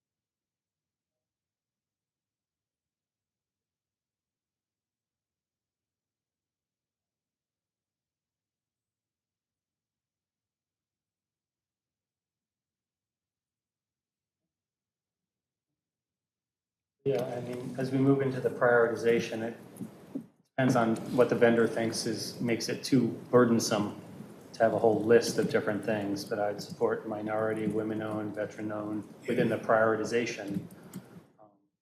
Because that's where they're going to add their value, is by prioritizing for us as they administer. So it takes it out of our hands, gives them some idea of what we're looking for ideally, and then they administer. So the eligibility, I think, is the important thing. how much do we want to restrict? I'm in favor of the 500 or less, that seems good. I would maybe change economic loss to revenue loss, so that we're very clear that it's not profit. And that would be how we would do it. I mean, it would be, when we define economic loss, that's what it would be revenue. It's typically Okay, based so just to be on clear. gross revenues, yeah. Okay. So I like what I see, and I would just add a few more things to prioritization. I'd love to hear what our chosen vendor comes back with as a best practice, like just learning from 3 million to 500,000 because they're experienced. We're learning as we go, so we can learn in concert with them.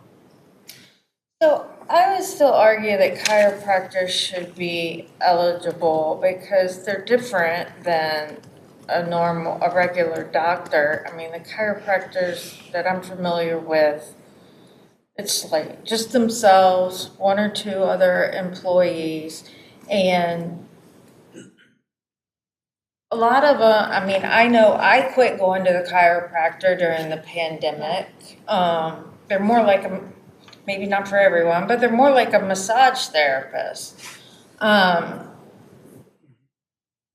So I would argue that they're personal care, that they're not in the same category as physical therapy or a medical doctor. Were chiropractors allowed to stay open, or were they considered medical under that criteria?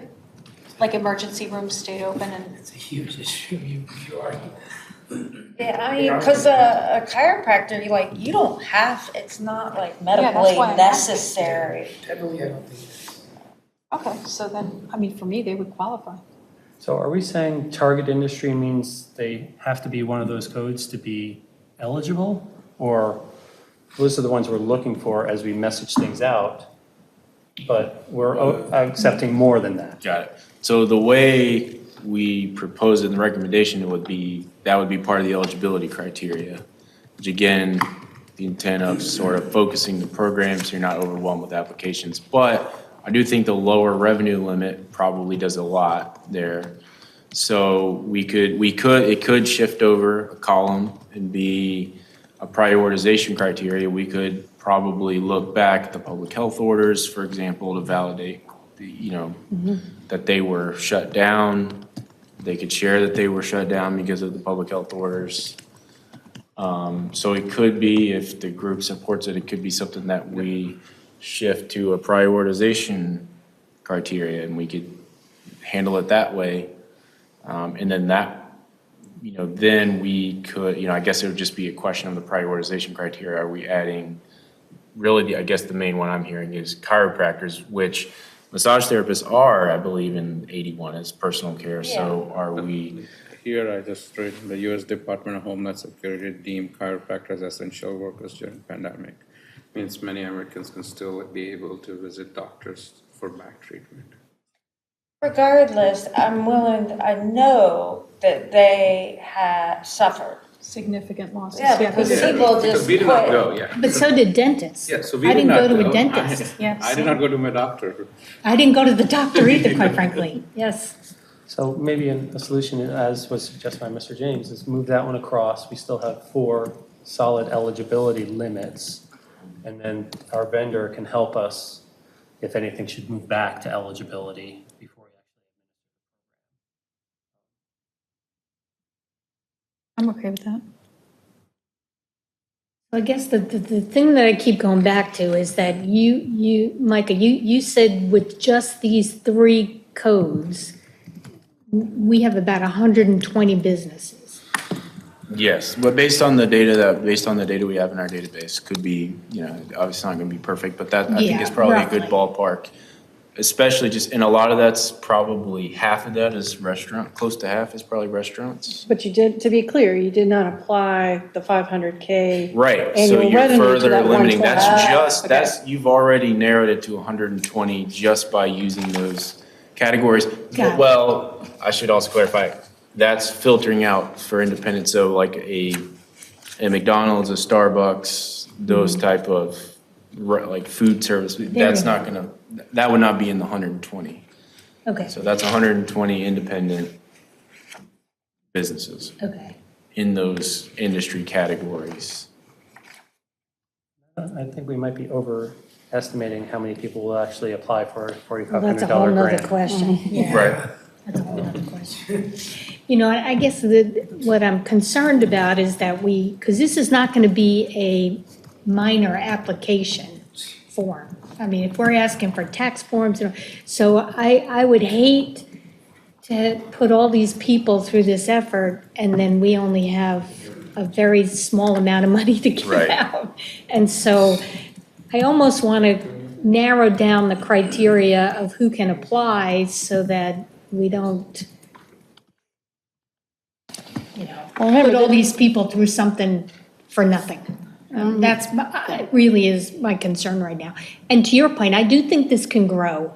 And then we can change the eligibility and change the prioritization. But right now, we're talking about a really small bucket of money. That's Right, and that's another reason why, so the 3 million, the 5 million, those were based on what we've seen with larger programs that were giving out larger grants.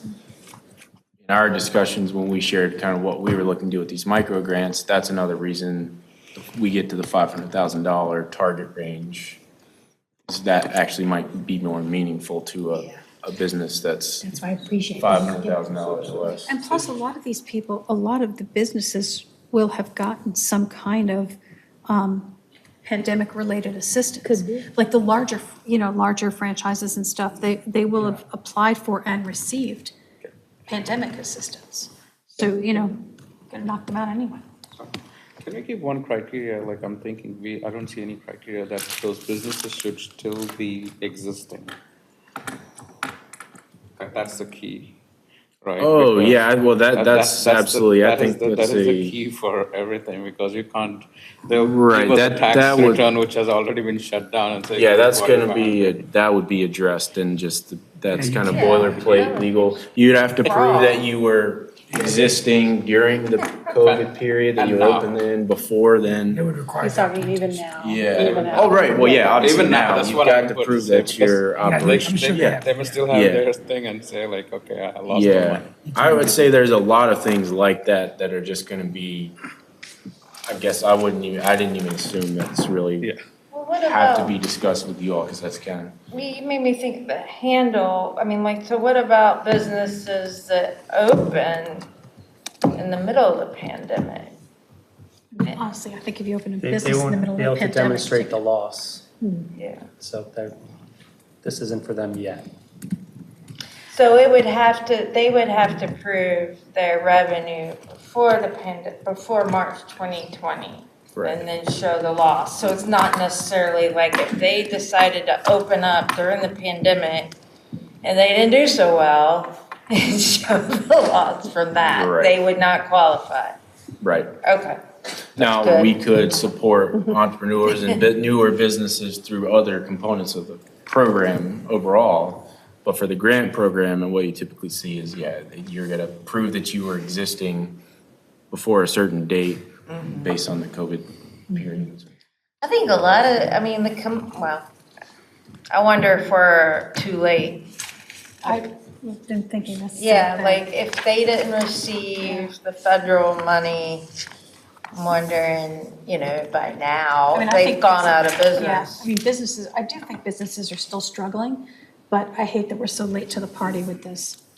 But I don't know, maybe there are businesses out there that took a bunch of loans, borrowed money from their parents or Yeah. friends or something and need to pay them back. Or it's just catching up with them now Yeah. because they've had to change, adjust, and they're trying to readapt to get back to some normalcy. And that's impactful. And so they're trying to get back to where it was before March 2020. Right, yeah. And they might have taken out loans, so this might help Right. them on their way back. Right. So what else are you looking for us from tonight? Like, is there anything else you wanted us to discuss or? We have consensus, don't we?